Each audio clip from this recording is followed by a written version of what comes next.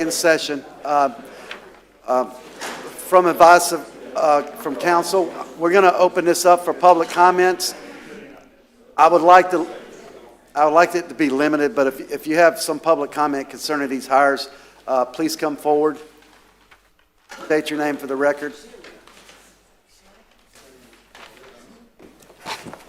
My name is Celia Puglisi. I live in Palm Coast since 1991. And I saw this presentation, 35 candidates.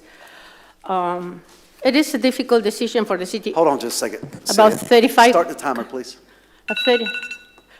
35 candidates, and it's going to be a difficult decision. Definitely, we need change. And we need change, for example, in running our amenities that are vital to all of us. We all pay for all our amenities. The only amenity we have here that gives a revenue, you all know, and we're going to be talking next. And the one thing that I don't appreciate, is that I wish that item 3 would have put in front of item 2 for this meeting, because we are a lot of residents waiting for this item. It's a hot item, and we would like to see our administrators giving residents the priorities that we need. I have to leave my husband at home that has hospice care. We all get there one day with a friend to come to this meeting, and I had to endure SGR consultant, which we are paying for, and he can wait to the next be item 3, and we have to wait all to be able to address the next item. But I know you don't make the agenda schedule, and that should be considered in the future. One other thing I have to say in public, thank you for Advent Health. It's a great organization that we should all appreciate. I couldn't make it to the meeting in time because my husband, and I would have appreciated Advent Health. We all should really be happy we have those 2 campuses in Palm Coast, because they really take good care of us. And one other thing, I am with Ms. Shirley on the airport. Nuisance and danger for all the Palm Coasters. Thank you. Thank you, Celia. Thank you. Anyone else? Stick to the item agenda at hand, please.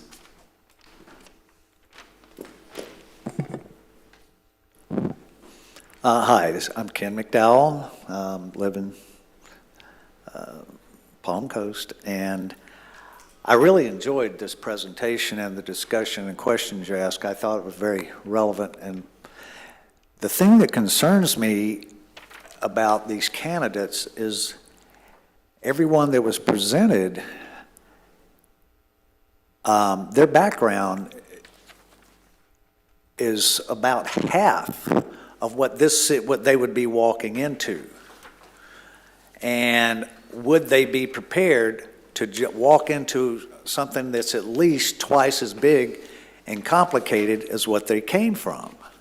And that would be my concern, is that an ideal candidate would be looking for parity or a little raise or an increase, but these appear to be candidates that may be known or unknown, but to the company here, but I would like to see a little wider search for someone that can walk in to that job and take it over and be familiar with the size and scope of what they were employed to do. And I don't think, based on what I saw, that these candidates would be prepared for the size and scope of the city of Palm Coast. And that's all. Thank you. Thank you. Anyone else for public comment? See one. Yes, ma'am. Yes, thank you, Mayor, for opening it for public comment. And I 100% agree with Councilwoman Pontieri when we say that we need, Sandra Shank, sorry. We need for the consultant to be super objective in this process.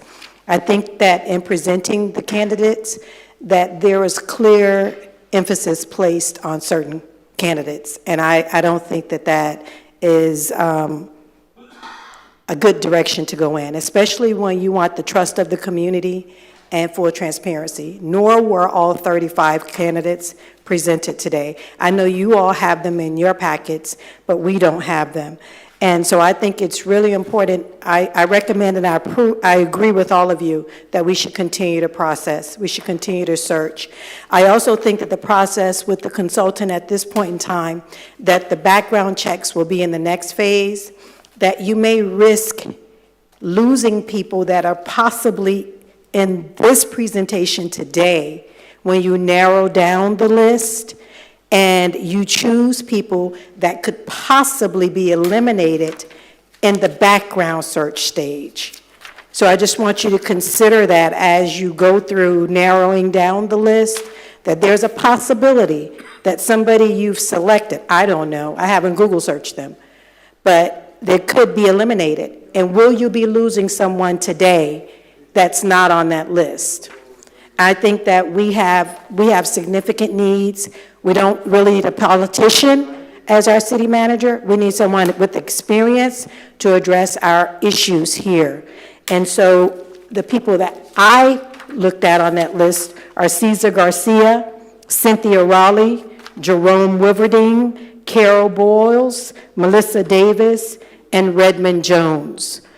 When we look at the audit, there's always concern about finances here, financial accountability. You have people that are certified that are on the list that have extensive experience.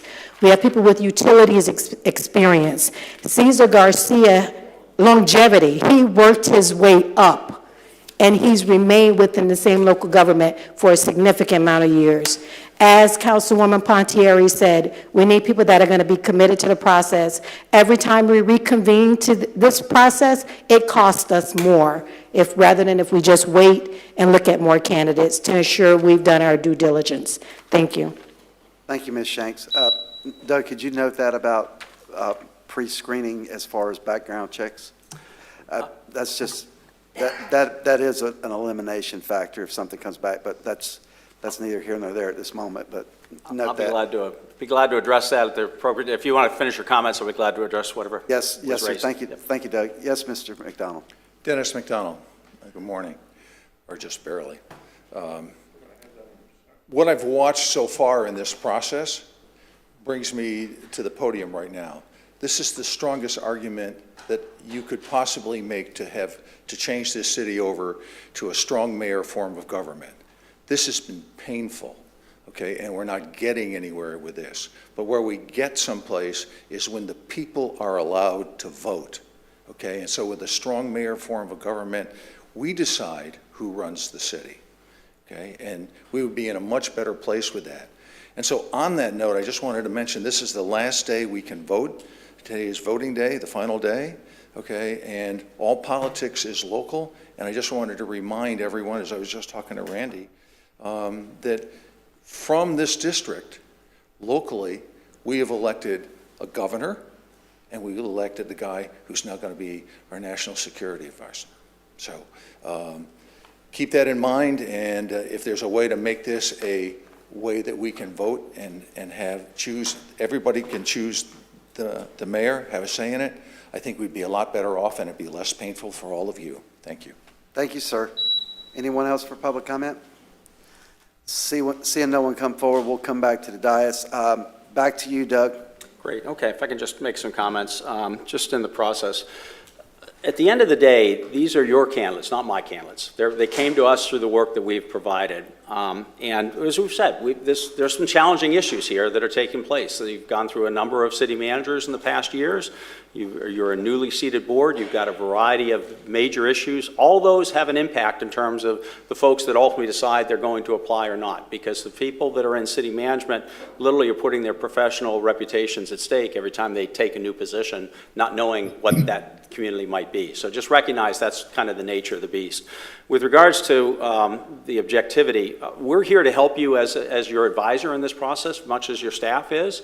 So when I unpack candidates that I either know personally through because they've been in a different search or not, that's a value add. I'm not trying to influence you one way or the other. It's just giving you additional information because we know more about that candidate because that candidate may have been in a different search before, or we may know them personally. Many of these candidates are candidates of first impression, so we're learning about them as you're learning about them.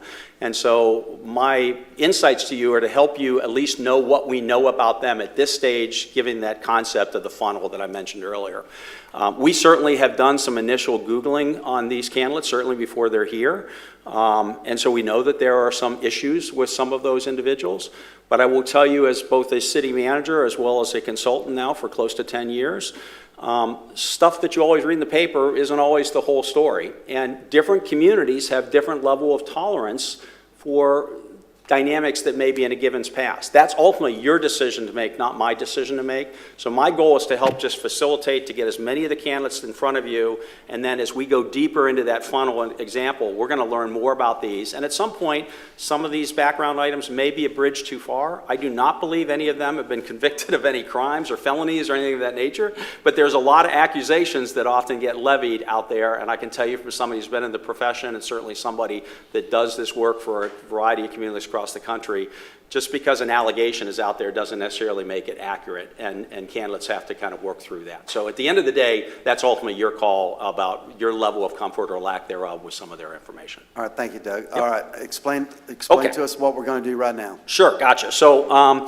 what I've tried to do, I have put on the sheet that's in front of you are all the names that I heard you say, either individually or collectively say, there was at least of interest in. So before I So go we've any cut- further, I want to make sure, did we miss anybody? We've basically cut it in half right now. Yes, you've got 16 folks that you're at least identified. But I want to ask before we start going through votes, is there anybody's name that I missed? I was trying to take notes as we went forward, but I think I captured everyone. Did we miss any names, council? All right, we're good to go. Let's go. Okay, all right. So here's what I'm going to suggest we do. I would ask each of you, as we'll just go name by name, and I'll ask each of you to assign a point value of 1, somebody you're definitely interested in learning more about, 2, you're okay with learning more about, or 3, you really don't have an interest in learning more about. Just a 1, 2, or 3. And then we'll kind of see where that shakes out, and let's do the tally at that point. So everybody comfortable with that approach? Yes, sir. Okay. Let's start at this end with Councilman Miller. Are you good with that? Okay. Councilman Miller? Sure. Okay, so the first candidate is Gotchel. 1, 2, or 3? 1, 2, or 3? You first? Yes, sir. 1. 1, okay. Gambaro? 3. 3. Stevens? 2. Montieri? 2. And Mayor? And 3. 3. Okay. All right, same thing. Garcia, Mr. Councilmember Miller.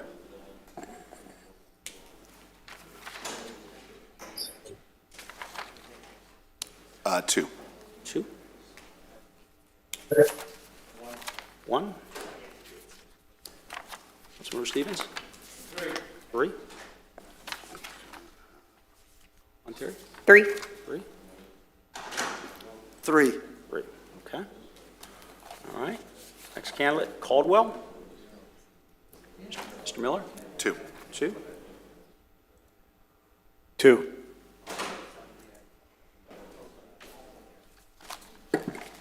3. 3. 1. 1. 3. All right. Next candidate, David Strahl. 2. 3. 1. 1. 3. 2. Next candidate is Denise Fitzgerald. 2. 2. 1. 3. 3. 3. 3. Jay Wilverding. 2. 1.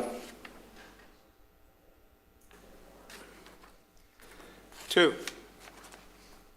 2. 3. Next candidate is Kara Boyles. 2. 3. 2. 1. 1. Next candidate, Michael Reese. 2. 2. 1. 3. 2. Paul Trombino.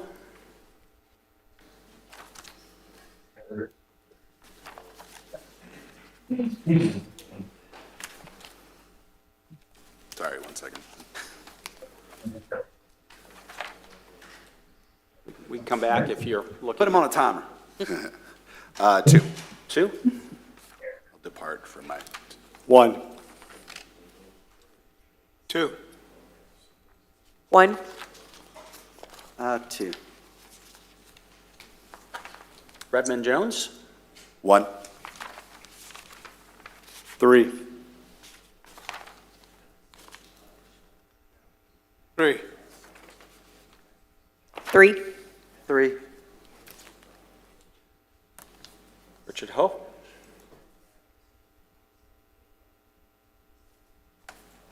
3. 1.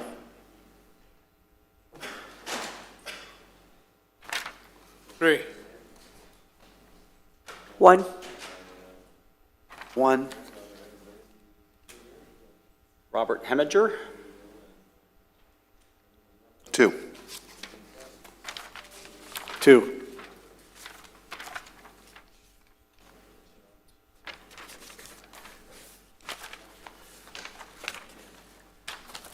'I'll have to come back to him, I think. Okay, we come back. Councilmember Pontieri. 1. 1. 2. 2.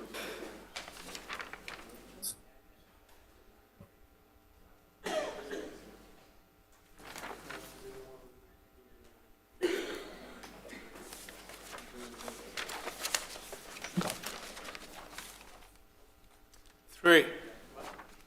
Okay. Scott Moy.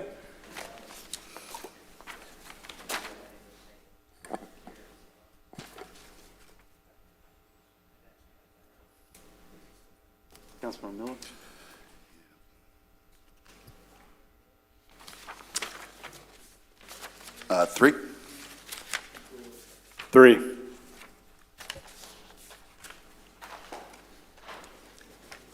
3. 2. 3.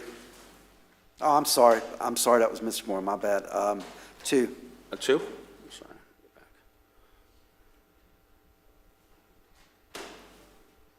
Backspace. 2 for Scott? Yes, There? sir. Okay, gotcha, okay. Drew Willison, excuse me. 2. Can you come back to me, please? Pardon? Can you come back to me? Yes, on the previous candidate? No, Oh, I'm sorry, on right Andy. now, okay, gotcha, I'm with you, okay. Councilmember Stevens? 3. 3? 3. 3? 3. Okay, And I'm a 3. 3 as well, okay. All right, next candidate is Jim Manfrey. 2.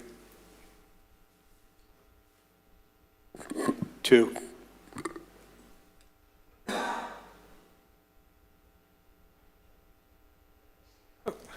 2. 2? 3. 3. That's 3 for you, Mayor, right, okay. And last candidate, Danny Coviello.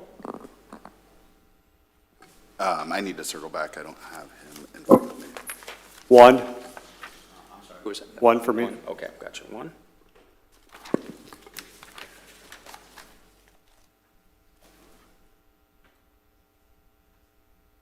I don't have him.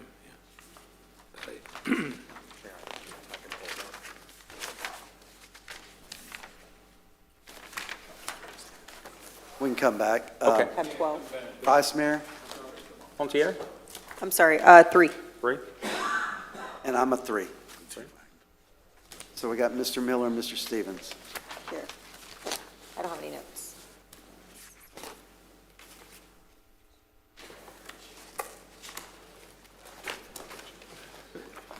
Three. Is that Mr. Stevens? Yes, Mr. Stevens. 3? Sorry. That's okay. 3, please. 3, okay. Gotcha. Okay, rank order them there. All right, Doug. so let me go here. Let's do filter. Smallest to largest. Org, okay. Okay.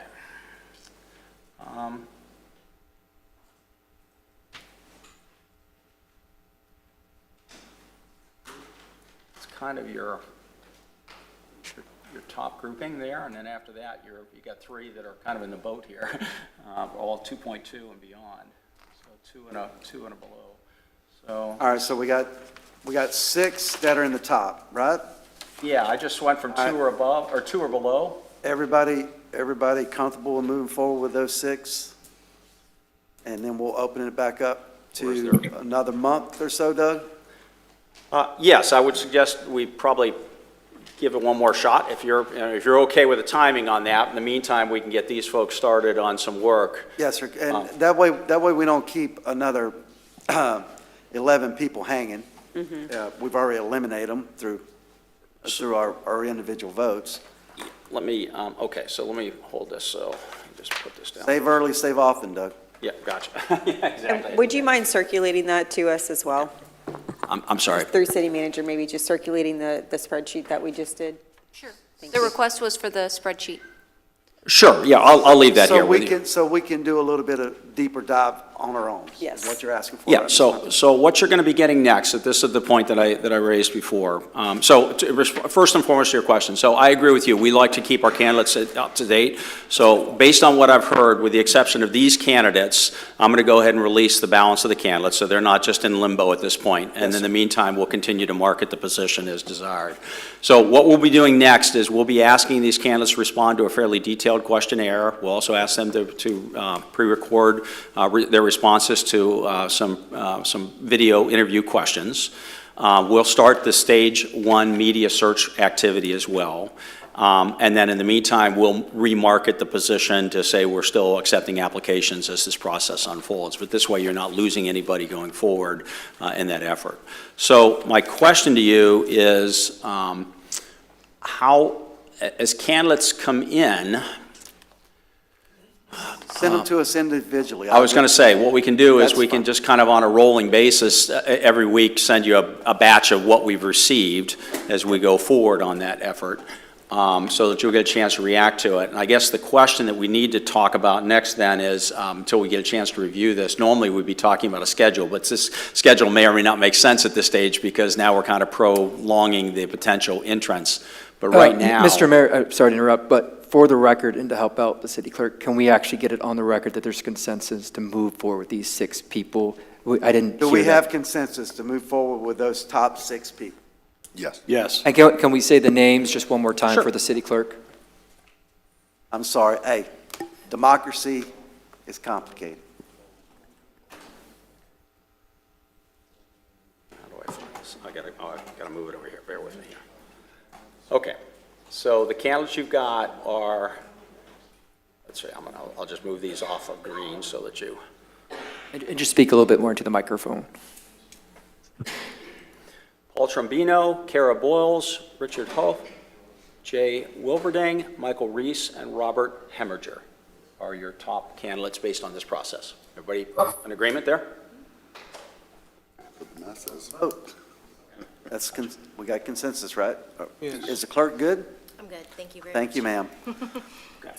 All right. So let me suggest this. We'll get started with these folks. We'll release the other folks. We'll get started with these folks. Let me coordinate with your staff, because we're going to have to talk about how the schedule kind of unfolds, rather than to belabor that point this morning. And we'll circle back with them, and we can get with you. Yes, In the sir. meantime, we'll package, on a weekly basis, we'll just send you what we've received so that people are aware, you're aware of what those look like. And please send us a link once you post it, so we can forward it to those people in our community that may be interested. And for the community at large, if you want to be the city manager, apply for the job. Give us your credentials and apply for the job if you want to help your city. So as it relates to the question, we'll send whatever we've got through your staff, then we'll let you determine how you want to market it at that stage of the game, if that's okay. Yeah, Yes, so sir. we're not What did in the you middle have, of that. Councilman? Yes, Mr. Mayor, I just had a question about the search and the new applicants that we're searching for. When you have a company that's got a $500 million operating budget and you want to go find a new CEO, you don't take applications necessarily as the only means. You go out and talk to people that are running other businesses well. So the question is, are we capable of contacting other city managers that are operating right now, that maybe don't think that they're looking for a job, but if we contacted them, they would change? That's part of what I mentioned earlier. I've done a lot of that work initially, both with folks that have been in searches and also in my own network, to say, hey, I'm doing this search of this size city, of this. You may not be interested. If you are, great, but if you don't, can you also pass it on to another network? So to a large extent, we've been doing that. Okay. We'll continue to do that. What I will tell you is that there is always a transition of positions as well. Someone might not have been in the position or in the market a month ago or 2 months ago. Maybe they're not happy with what the dynamics are in their current community, and now they're thinking about it. So there's always some folks that may have heard about it before, and then the position closed, and they weren't interested at that time, and they may now be interested. So To the point, maybe they are happy where they are, but maybe they can be happier here, is kind of the point. So, potentially there's people that aren't even looking that we should be reaching out to and saying, hey, this person seems like a rock star in this job field. Maybe we should contact them and express an interest. Absolutely. We call them passive candidates, folks that aren't actively in the market. Yes, we have done some outreach. I will continue to work with my colleagues and the folks in our firm to identify some other folks that maybe have not yet reached out through my own network. It's pretty extensive, but we'll see if we can round out some more folks for you that may not otherwise have heard about the opportunity yet. Thank you. Okay. Thank you, Doug, for all your work, too. Appreciate it. That's called recruiting. We're recruiting. Yep, exactly. Any other questions? None? Thank you so much, Doug. Great. And we will open this up for one more round of public comments. Okay. Any further public comments?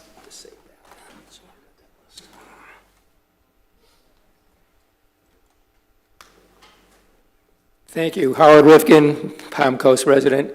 The only additional comment I would suggest is that you establish some sort of time limit, whether it be a month, 6 weeks out, 2 months. You don't want this search to go on indefinitely. At some point, you need to come to a consensus to close out the recruiting process. Thank you, sir. Anyone else for public comment? Seeing no one come forward, we're going to move on to item E3, the presentation on the golf course. Yes, Mayor. Per City Council's direction, our Director of Parks and Recreation, Mr. James Hurst, has put together a presentation on Palm Harbor Golf Course, just outlining and identifying the community benefits, the community impact, and then giving Council several different options to consider as you want to move forward in your policy and vision of how we operate or maintain Palm Harbor Golf Course. So James is going to take it away from there. Thank you, ma'am.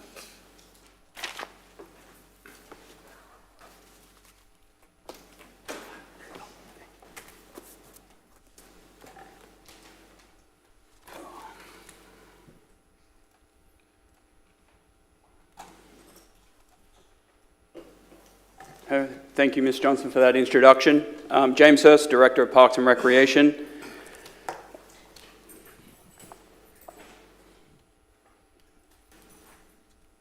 Well, let me cue it up a little bit for you, James. I think Mr.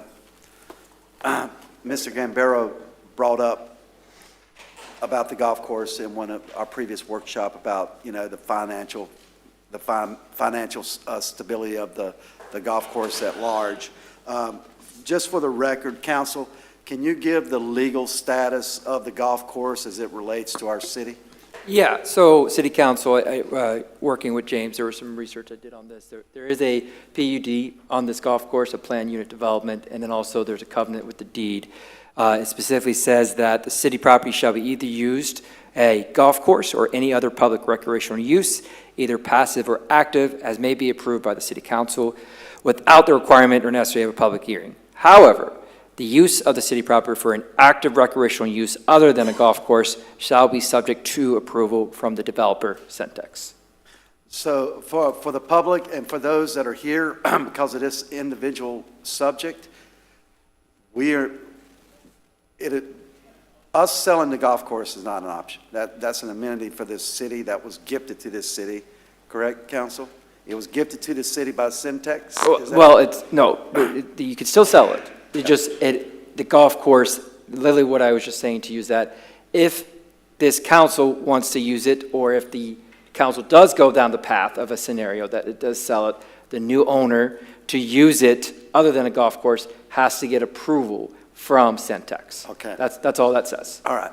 So just so we're clear on that. So go ahead, James, please. Okay. All right, well, good morning. James Hurst, Director of Parks and Recreation. So we'll start off with the history and background of the Palm Harbor Golf Course. The course was designed by Arnold Palmer, and Nancy Lopez was actually the touring pro in 1978. I think this is the first golf course in the city. It was built by ITT. I think our Historical Society confirmed that for us the other day. And then we also have a turtle there for Nancy, which is called Nancy and is part of our turtle trail and the significance of the historical aspect of that golf course. As the Mayor Marcus was talking about, the city was donated in 2009, and then prior to 2017 it was managed by Campus Sports Facilities. After 2017, that's when the City of Palm Coast took over management. A couple of groups do utilize our golf course. So we have both high schools utilize our course, men's and women's youth golf, so they utilize it for practice and some games. We have Special Olympics come out and they do some practicing out there as well. We have the Florida State Golf Association juniors, which were actually out there this weekend. They brought 80 young golfers to the course with their families, and it was an all-weekend affair out there for those young golfers. And then we also have a partnership with the National Christian College Athletics Association, or the NCCAA. That is a partnership we have with this association that allows free workshops for the youth in our community. So golf is included. We also do volleyball, baseball, soccer, and and basketball.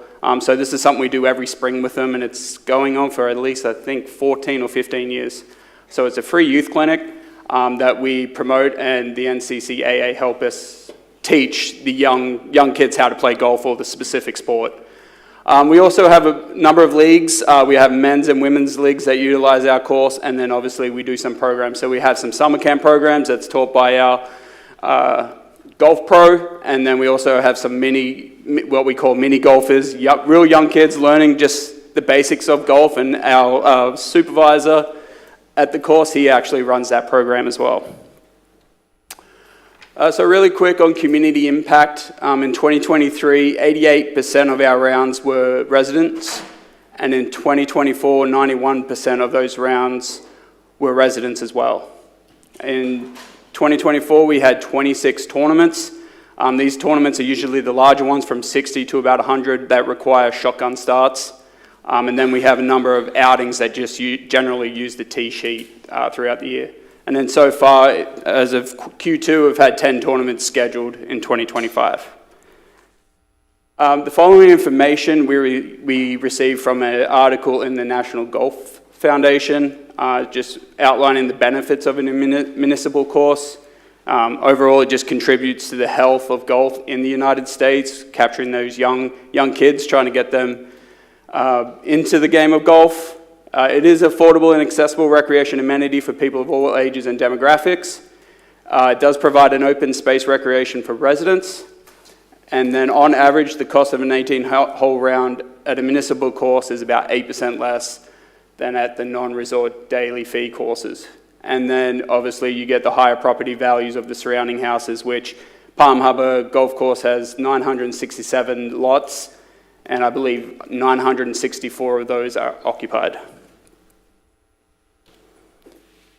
Here is a glance at the 5-year budget review. So in fiscal year 2019 and 2020, we had a cost recovery of 79%. That was due to just COVID. We closed the course for a little bit and then kind of had limited play out at the course as well. In 2021, we were at a cost recovery of 99%. This was due to COVID restrictions kind of lifting for those outdoor sports. And golf was luckily one of those, and we saw a large amount of rounds spike due to just lifting of those restrictions. In fiscal year 21-22, we had a cost recovery of 101%. Again, I think we'll ride in the high of COVID. Golf rounds remained high, contributing to that cost recovery. In 22-23, we saw a cost recovery of 78%. Our fleet allocation was due, and we were catching up on previous years of payments. So that was the reason why we saw the loss that we did that year.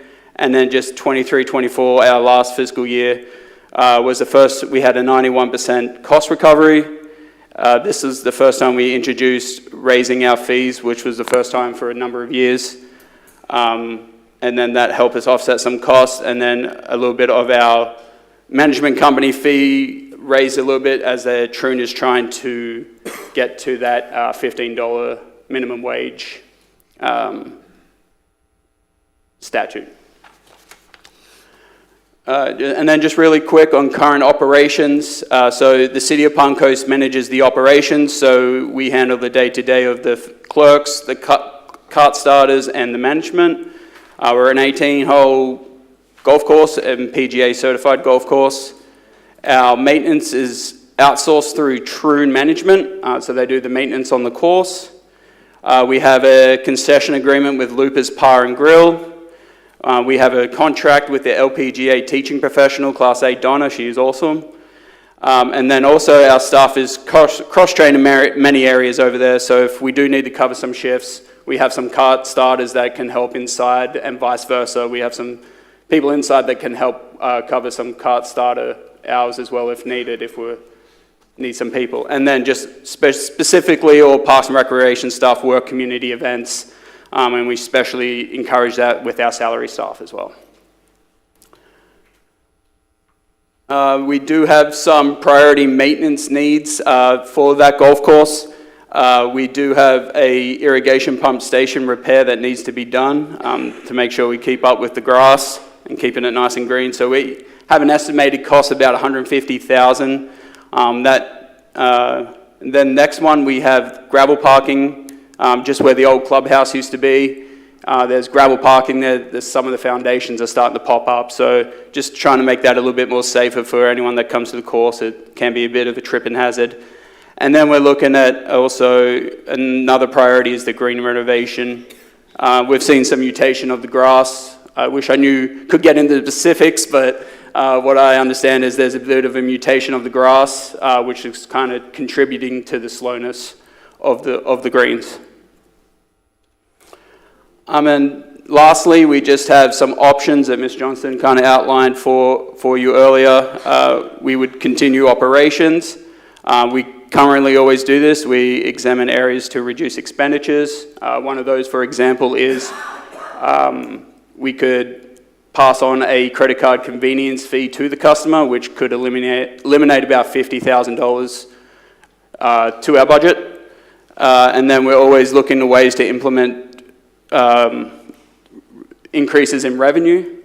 So a good one would be to be more selective on our outings or our driving range tokens, increase the price a little bit, increasing our price on the tokens that we give out.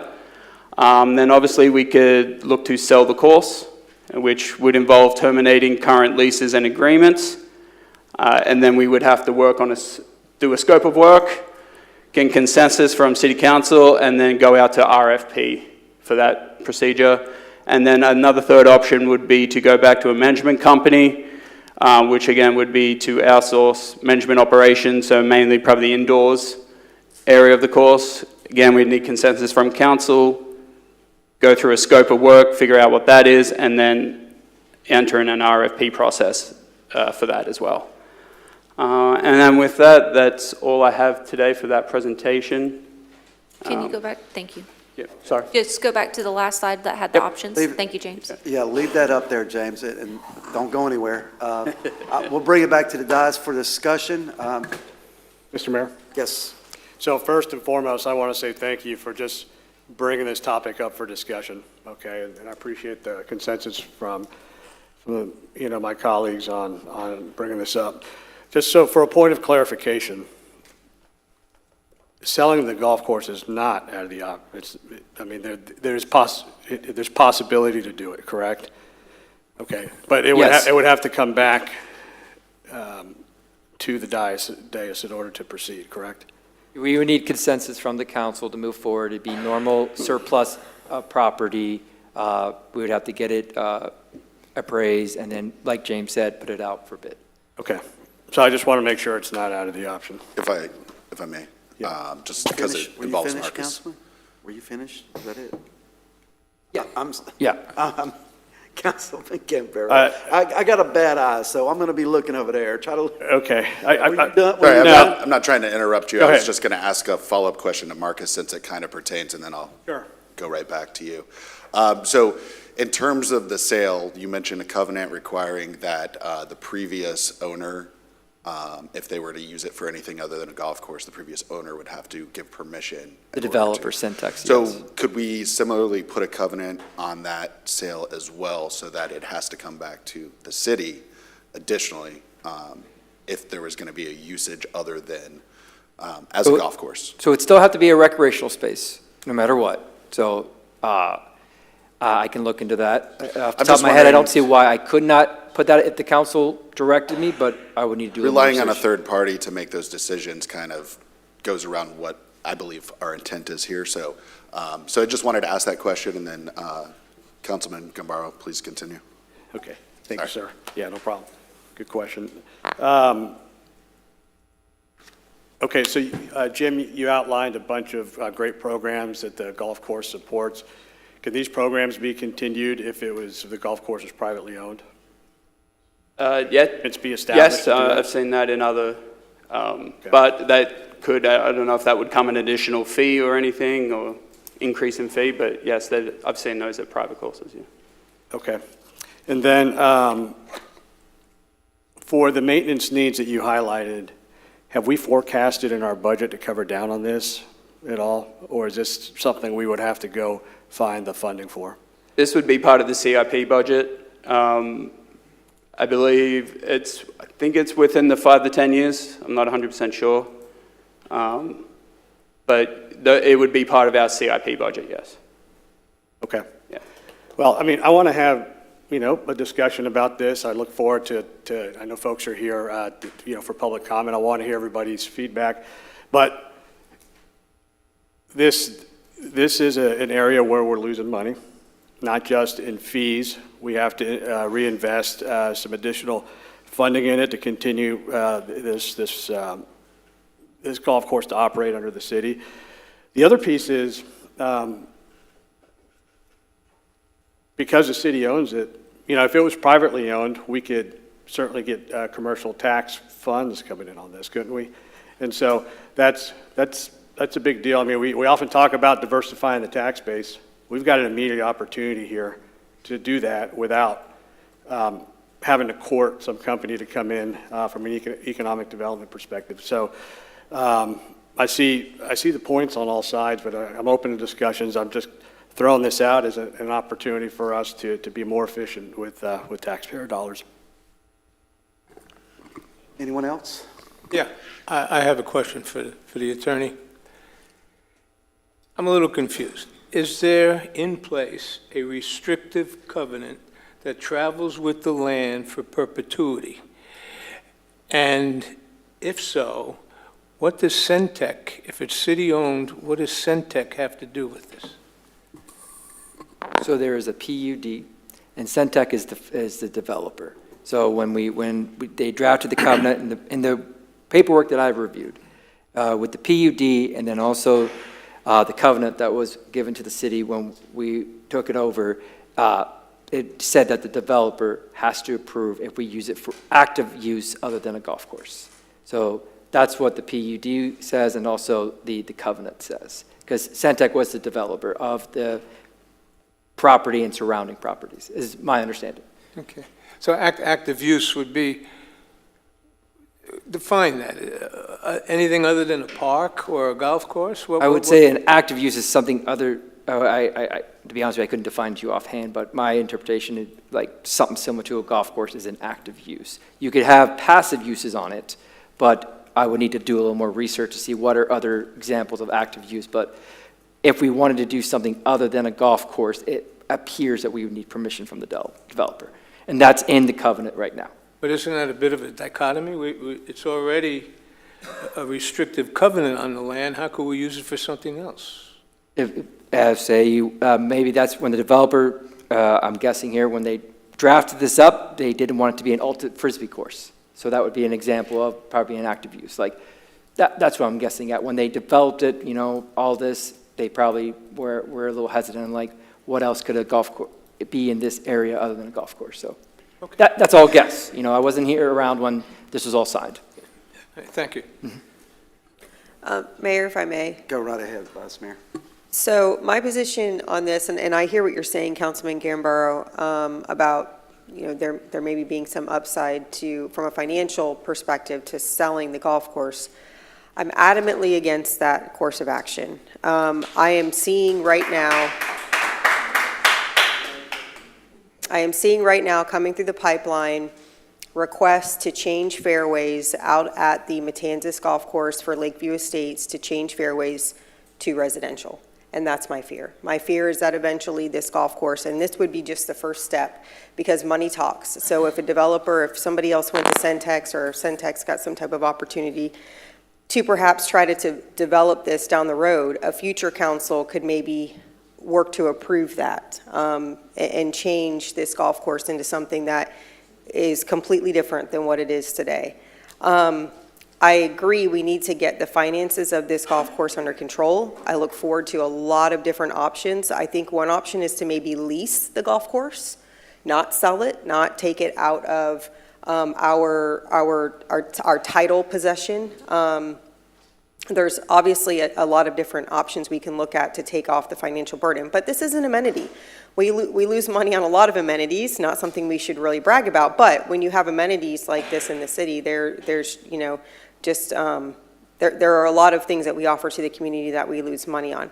I had a few questions though, and I think that I expected to kind of come here today with a little more facts and figures, to be quite honest with you, so that we could maybe dive deeper into an analysis of what the next best step would be. So I imagine we'll probably have to have a follow-up workshop. I know it showed we have, I think 10 tournaments reserved for Q1. What are we doing to try to bring more tournaments into the golf course? We utilize, I can't remember the name off the top of my head, but there is a company we kind of go through, and we have a subscription with them that kind of advertises our golf course, just not locally, but outside the state and around like southeast Florida, or southeast United States.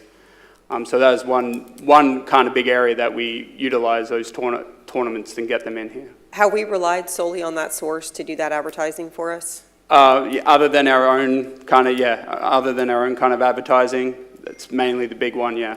Okay, I think we need to readdress that. Look at that ROI, number one. Number two, see if there's any other company that we can use, maybe give them a little competition, maybe light a little bit of a light under there. Yeah, and if I can probably get some further detail for you as well. Yeah, that would be great. The other question I had was regarding the fees. I know last year we as council did vote to raise the fees. Have we done a projection of what we anticipate the income will be, or the revenue rather, will be from those raised fees versus our costs for this year? Because what I don't want to do is make any knee-jerk reactions, knowing that we've already raised fees, to see how that's going to help this situation. No. Yeah, so we did, by count, raise fees for the off-season, for the on-season just in November. That's when we kind of do fee changes. So November and then May is when we switch to summer rates.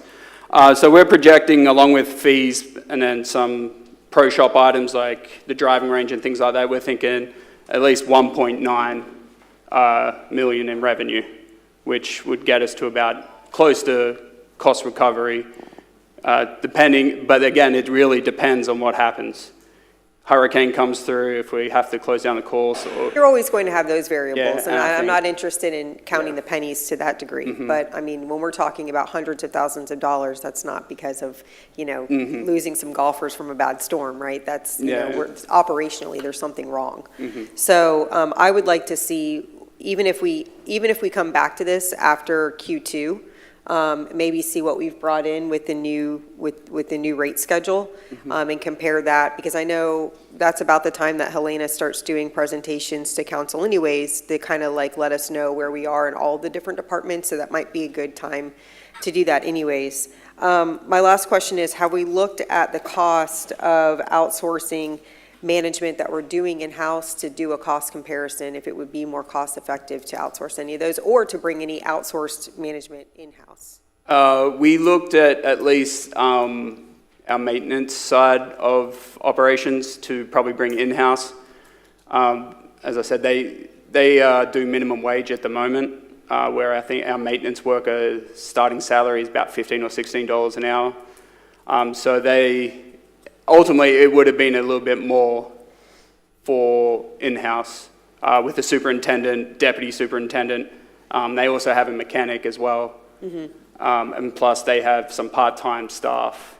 Let me try and help James out. I think the question you're asking is for a management company for front-of-house operations. So we would need kind of that direction from city council that you would want to pursue, putting out an RFP for management of the inside of the facility. That's the only piece that the city currently operates. We have a management company for maintenance, and James has provided that we've looked into bringing that in-house, and then we have a concessions agreement for food and beverage with Loopers. Right, but no, I mean, my question was kind of twofold, so you guys kind of both answered it. So I would be interested to see what the front of house looks like. I don't think we need to go out for RFP at this point, but have we put any feelers out there and done some research? No. No, okay. And then you just mentioned a mechanic. We have a whole fleet crew that works on our engines. I mean, surely they can work on a golf course, right? So looking at those things, or I'm sorry, a golf cart, looking at those things, what do we think there could be some cost savings going either direction here? Because again, I see a presentation, and I think you're probably under the gun because we only asked for this a few weeks ago and you didn't have a whole lot of time, but I'm looking at a presentation that's very, very, very, very, very high level, and in order for me to make any decisions other than not selling, I would just need some more facts and figures. So I'm just looking for another follow-up, maybe in Q2 after we see those new fees come in. Is that it from the dais, other than me? I have a couple I'm sorry, comments. Councilman Miller, go right ahead. Thank you, Mr. Mayor. So, Vice Mayor, I wholeheartedly agree that any sale should come with restrictions that prevent any future development. I know some of that is hard when we have land use and people make earnest efforts to do certain things with the land, and then they put applications in to change the use. So, I understand those fears and concerns. I don't think, at least from my perspective, there's no intent for it to ever be anything other than a golf course. So I still think we should, look at that possibility, and I understand your opposition to it. For the same reasons I have those thoughts on restrictions. In terms of it being an amenity and Parks and Recs offerings often being non-cost recovery, I think the difference here is that golf is something that we have multiple other private entities providing that same service, whereas some of the other things that the city offers are things that only the city can offer. So there's a little bit of a difference there. And then in terms of, finances, I'd be in favor at a minimum of this golf course being full cost recovery, some adjustment, whether it's the upper line or the lower line, in terms of getting that back to not losing money on it. And that's all I have, Mr. Mayor. Thank you. I've had residents come to me, avid golfers that use the course every week. I've had owners of other golf courses come to me, and here are some of my observations. First and foremost, the golf course should be full cost recovery. That's all we want, for it to pay for itself. We also run into contractual obligations with loopers and any other people that have contracts with us for services out there. So that's a sticking point. And for me personally, I'm not in favor of selling the golf course at all, and I'll fight tooth and nail to keep it from going that way. But some of the observations I got from the public when they came to see me and the other golf course owners and stuff, one is overstaffing. They seem to think that it's overstaffed out at the golf course. Two, the price point. The other golf courses are not competitive with us because we don't pay the same amount of fees that they do. And three is free. It's either free or theft. And do we have an active sheriff on the course? No. Well, that's one of your positions, should be focused on being the sheriff of the course. And When you mean sheriff? sheriff, the guy that drives around on the cart to monitor who's supposed to be on the course. Yeah, we have someone on stuff, yeah. When I played golf, I don't play that game anymore, but when I played, it was the sheriff. And that goes into outright theft. We had this conversation yesterday, me and the city manager. We do not, and we need to come to consensus on this here on the dais. We do not need to be accepting cash at the golf course. All purchases should be through some verifiable system. No cash purchases. You don't know who's a buddy with whoever, somebody's just slipping on the course. It should be a no cash purchase of anything on the golf course. Along with theft, the pro shop. That pro shop, when you walk through, if no one is standing there at the register, anybody can walk through there and pick up anything and walk right out the back without paying a dime for it. So there needs to be a great deal of care taken to controlling our inventory as far as shrink is concerned. And as far as the fees are concerned, the city manager and I also had a conversation about giving the golf course the flexibility. Is that what we said, city manager? The flexibility to set those rates for on-season, off-season, to be competitive, but not putting Cypress Knolls out of business. And us, because there's no reason why we're having over 50,000 rounds of golf played there every year, and we're bleeding money. That's just ridiculous. So I think it goes to a lot into the management. On that LPGA contract, what is that? Do we pay a contractor to come in to be an instructor? She pays us.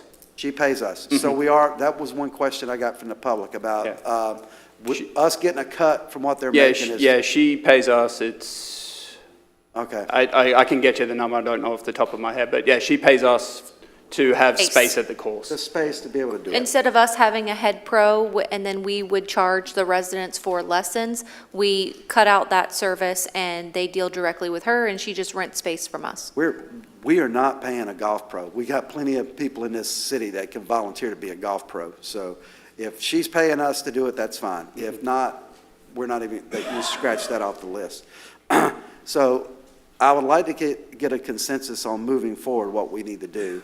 One, no more cash purchases at the golf course for rounds or any products within the facility. Can I get consensus on that? Mr. Mayor, before you do the consensus. You want to open it up to the public? Yeah. All right, well, at least I've given my perspective. And for everyone that's here, everyone that's in this room right now, here's an audience member, is someone that has concerns about that golf course. I can almost bet you a soda on that one.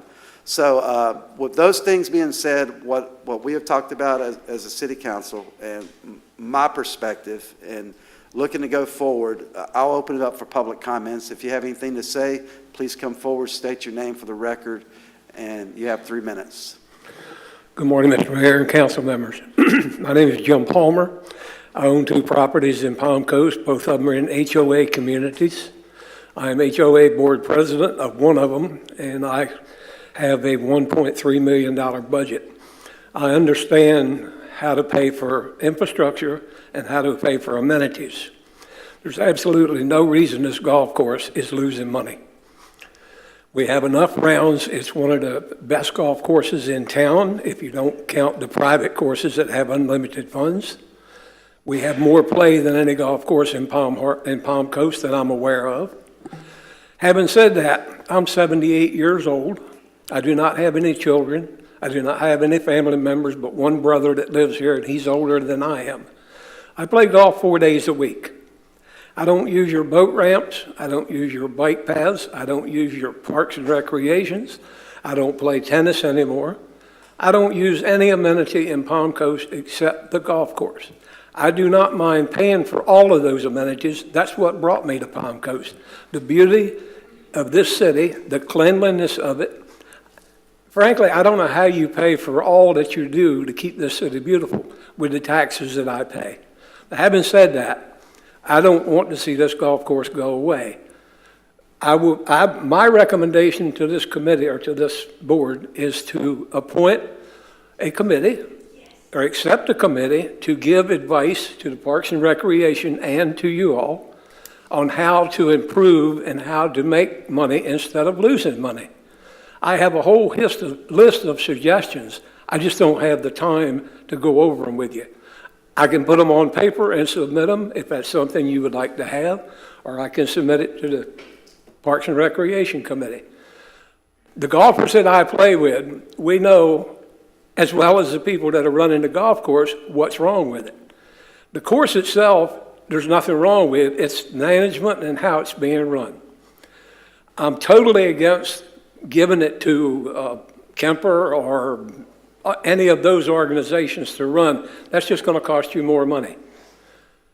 There's ways that we can reduce the cost, increase the revenue, and keep this course viable. Thank you for your time. Thank you, sir. Yes, sir. Yeah, you're the one. I'm the one. My name is Doug Brown. I'm the owner of Cypress Knoll Golf Course. And I'm here with Doreen, who is the owner of Pine Lakes Golf Course. And we have a big stake in what you guys are doing here. I've offered to take my P&L and match it up against your P&L, and then you could find out what you're paying more for than I'm paying, and so forth and so on. But I haven't had a response to that at all.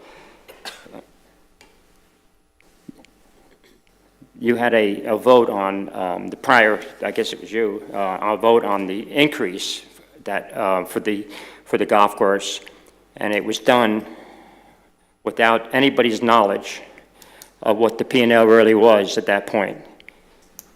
It took a lot of time for me to get a P&L, and thank you, Lauren, to make decisions based on what really should happen. And that was not done with the past increase. It was just automatically done without any knowledge.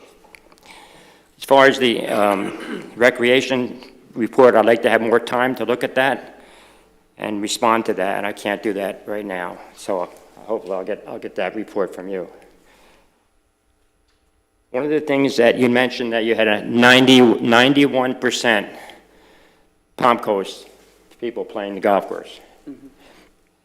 Does that mean it's 91% of the people, or is it 91% of the rounds? I believe that is 91% of the rounds. Rounds, correct. If a golf, the city is losing $400 and some thousand on the course. They have approximately 45,000 rounds, somewhere between 45,000 and 50,000 rounds. People say, oh, well, 45,000 rounds, well, that's very important for the city. Well, what they don't tell you is that when a person plays sometimes 3 and 4 times a week, if the city is supplementing that golfer by $10, if he's supplementing that golfer by $10, if he plays 3 times a week, he's getting subsidized $30 a week, $1,500 a year for one golfer to play golf, subsidized by the city. And I don't think that's fair.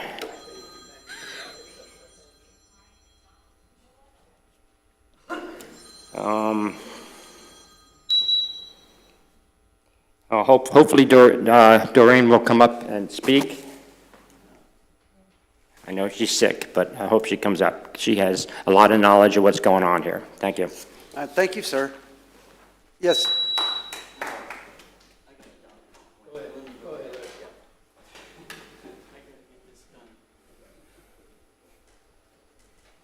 Good afternoon, Larry. Another day in paradise. We love it here. State your name, Larry, please. Larry Olive. Thank you, sir. I was real glad to hear that the golf course is not going away. There are a lot of things that can be done to fix the cost issue, partially by giving the golf course the money that they deserve and need to run the golf course, and not budget them so low that they can't run it. There's enough money being made there. My cursory look-see was about $2.6 million in 2024, and that was just a quick look at it. And you're only giving them back $1.9 million to run the golf course. You need more money to do that. I mean, 54% of the money that goes to them is labor, and all the other things that need to be done, like the bridge that took 2 years to put back in. Those kind of things shouldn't happen at a public golf course that we have so many people that love to play golf there. And I'd hate to see anything happen that would ruin that for all the people that have moved here and love to play golf.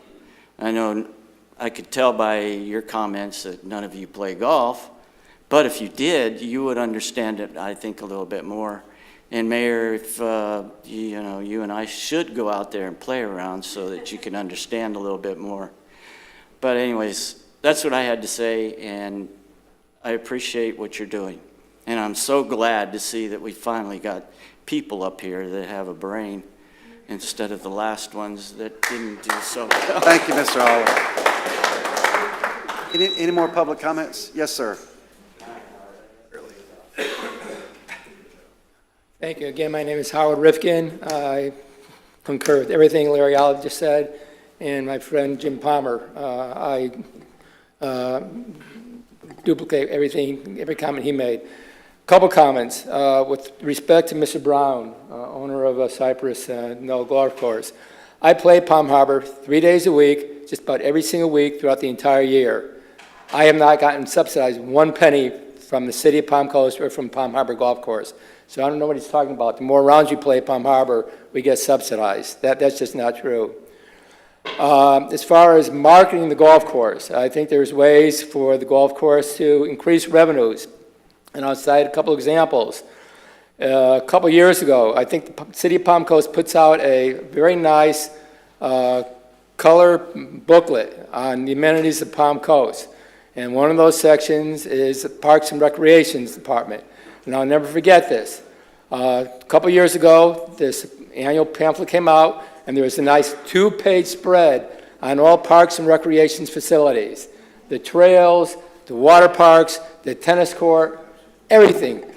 Palm Harbor Golf Course was not included in that 2-page selection. We have a jewel of amenity with Palm Harbor Golf Course. To add what the Director of Parks and Recreation stated in his presentation, there's a couple of additional benefits. Golf courses in general are nice attractions for tourists who come in from other parts of the country. People looking to play golf all over, and if we can market Palm Harbor Golf Course as a destination place to play, we could attract more people. There are retirees coming down to Florida every single year, and when Palm Coast gets its share of retirees. And God knows, with all the new development coming in, they're accommodating the retirees coming in. One of the reasons I decided, my wife and I decided to move down to Florida from Connecticut, looked at a brochure that was put up by the Hartford Courant back in 2004. Palm Coast was listed as in the top 10 resort areas in the country in which to retire. And included in that presentation was the Palm Harbor Golf Course. So Palm Harbor Golf Course could attract residents coming in from other parts of the country. One final comment. If I recall, when the city took over the golf course from Kemper, a decision was made that the parking lots would be expanded or additional capacity would be made, that a new pro shop could be constructed, and perhaps expand the concessions at the restaurant, now owned by Loopers. That could bring in additional revenues. And the pro shop we have, if you look at other golf courses throughout the country, we're like a minuscule square area compared to what other pro shops can offer, and that could increase revenues as well. Thank you. Thank you, sir. Yes, Mr. McDonald.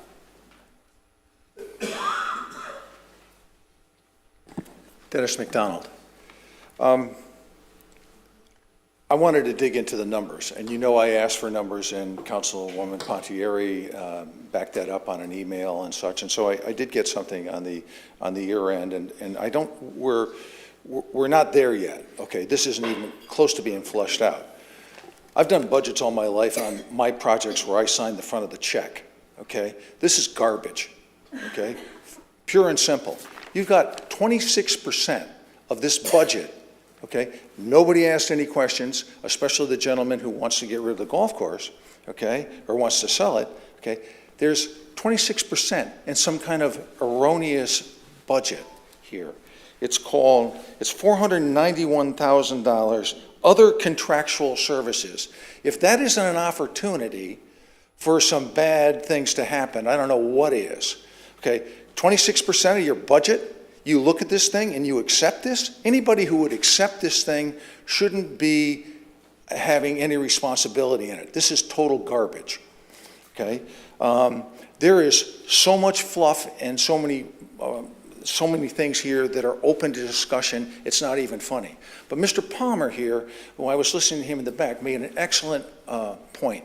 Why isn't there an ad hoc committee that oversees this entity, okay, and the splash pad, and the pickleball courts, okay, and any of the other entities that we have? You know, I run into people in St. Augustine. You know, they come down, they bring all their families down to our splash pad. Do we charge them? Nope.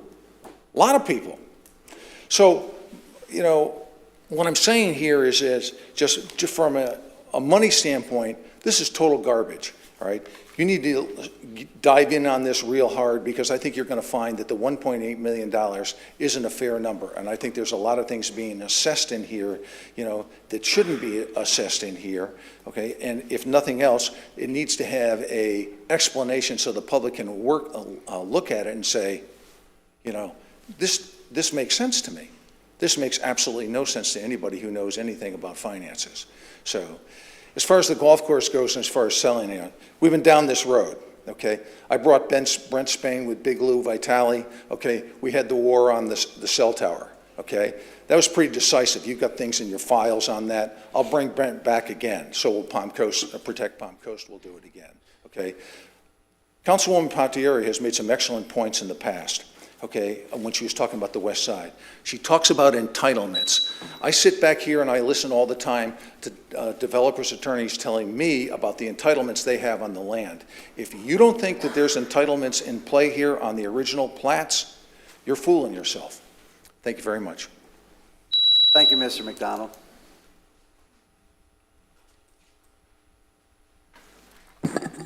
My name is Celia Puglisi. In Palm Coast since '91, and 22 years, a golf course adjacent owner.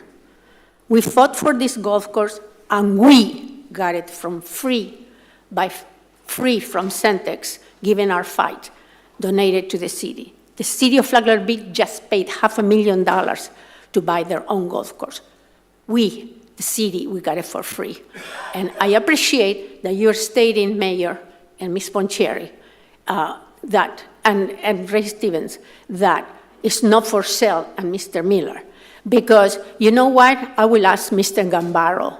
Mr. Gambaro, you know, the Holland Park, it cost us $5 million to start. I've been here since '91. I keep the numbers. $7 million splash park and $3 million lately. You don't ask for the Holland Park to be sold. We pay for the Southern Recreation Area, $13.7 million. You're not asking for that to be sold. And I will be asking FOIA management cost every year because it was too early to ask now. None of those parks, even Waterfront Park, there were spent millions. All the linear park, all the Carter Park lightning, all the other parks in the city and amenities, which I love and I gladly pay as a taxpayer, we need them. I don't complain ever about them, but always the golf course, because somebody always has some developer in mind pushing the car to get their hands in our golf course. That's the only reason this issue is being brought up here.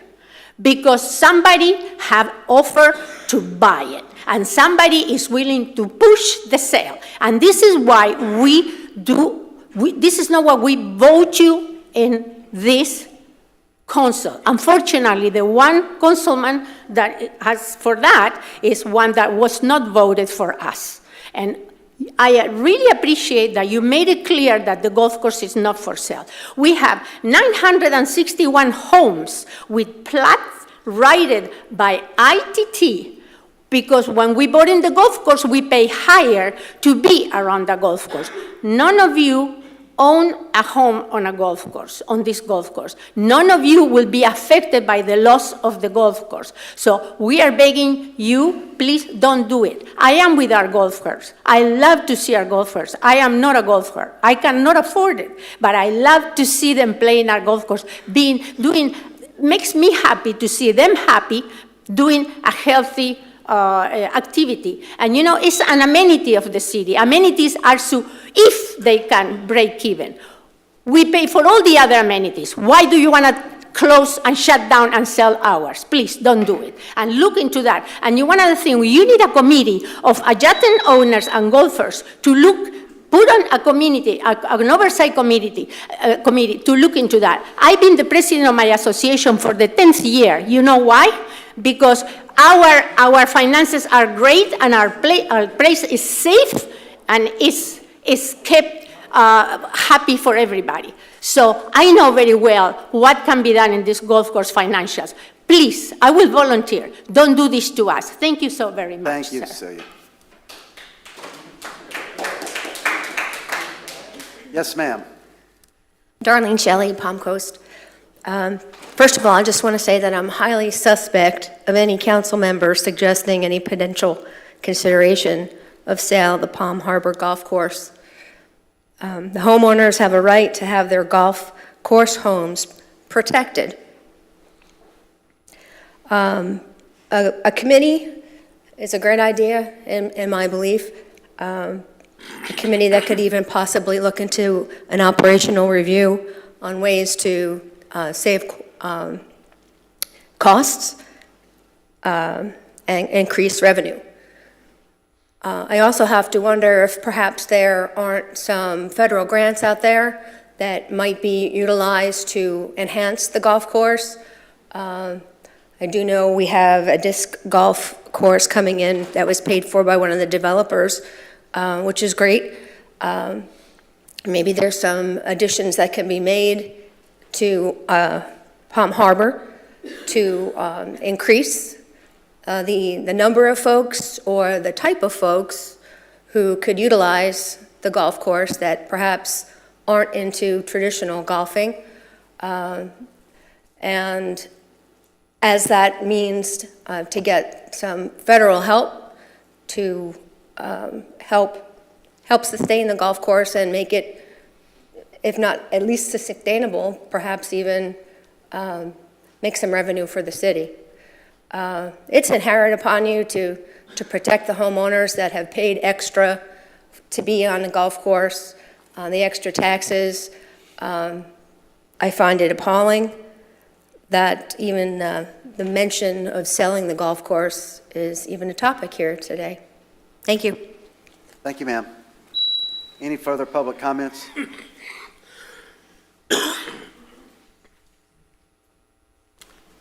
Thank you. My name's Tom Smith. Been a Palm Coast resident for about 20 years. I live in Grand Haven, and it's only been within the last year or so that the availability of the Palm Harbor Golf Course has been important to me, and that's a separate story. As I was listening to, and I don't know what all the issues are, but we now have a preference for Palm Coast residents. When you come in, you identify as a city resident, you get a beneficial rate.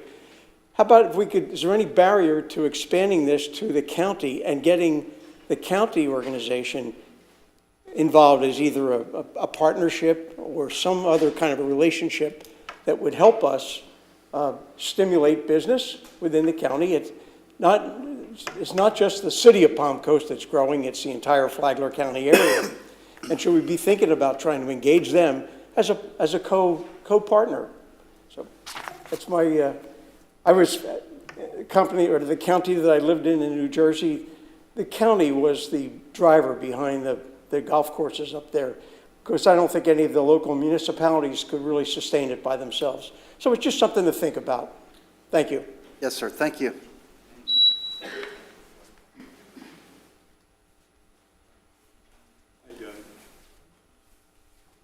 Jeff Skidema, Vice Mayor of Beverly Beach. Yes, sir. We don't get any discounts because we're not residents. We support you and your town and the golf course and not to sell it. And we appreciate it, and we're outsiders. Thank you very much. Thank you, sir. Any further public comments? Yes, sir. Hi, Joe Runak, 7 Courtney Court on the 15th tee of the Palm Harbor Golf Course. You're not stealing golf, are you? I get a few balls in the backyard, but it's set back enough that that's fine. First visit up here regarding the golf course, just want to say I am there all the time. Previously, I believe only Teresa knew me from the cell phone tower issues, which level heads prevailed. I think with the golf course, again, the idea that it just raises the ambiance of the entire town. Palm Coast is highly considered upscale as regards to other cities in our area. I get a lot of visitors that come. The Palm Coast, Palm Harbor Golf Course is a jewel. It is much nicer than many other public courses. Municipal courses usually do cost less. I've been a golfer for many years. I come from New York, Long Island. So it's very difficult as far as trying what the greens fee should be regarding a privately owned course and a publicly owned course. I like the idea of Flagler County trying to take a hand, anything again. I did want to speak very positively again, since I am there, that the maintenance crew that takes care of the course and Roger the greenskeeper do a very, very good job. The level of this course as far as condition is much, much higher than a normal municipal golf course. Again, I'm no expert, but that course should be there till the end of time. For the next 50 years, should not be touched. And again, of course, I have individual interest, but the idea when you're there, what you see, the nature, the beauty of the course, a golf course is not dollars and cents. If we have to subsidize it, the cost of maintenance and the cost of greens fees, they're going to rise and fall. It's very difficult. I'm sure we didn't make money last week with the weather that we had, and that always has to come into factor. But again, the idea that the Palm Harbor Golf Course basically makes Palm Coast a better place to live, a more desirable place to live, is what should be considered. Thank you. Thank you, sir. Yes, sir. Keep it short. Greg Biley, Palm Coast. I'm one of the newbies around here. We've been down here as residents of Florida for the last 3 years. One of the decisions we made when we selected Palm Coast was, quite honestly, the golf course is, okay? And then upon further analysis, some of the private courses were just out of the league. Now, the social aspects of Palm Harbor is what I don't hear anybody talking about. And what I mean by that is we're new to the state, new to the area, and my wife's in the women's league, I'm in the men's league, and the social interaction of those two leagues is how we get to learn people. The kids that are going to school, they got their little social networks, and that's how they get it. But for the older folks, it is important as a focal point for the community. Thank you. Thank you, sir. Any more public comments?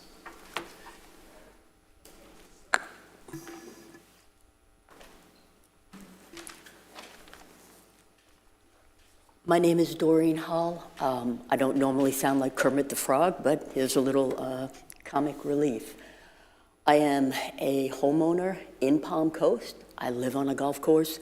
I understand every comment that has been made by the homeowners here in terms of protecting their property values and in terms of the trepidation that they have with the potential sale of Palm Harbor.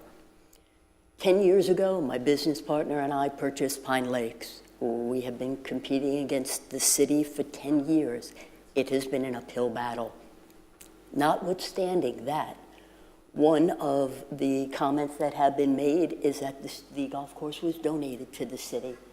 It was donated, but it cost the city $5.5 million of investment to basically renovate the golf course and have it open to the public.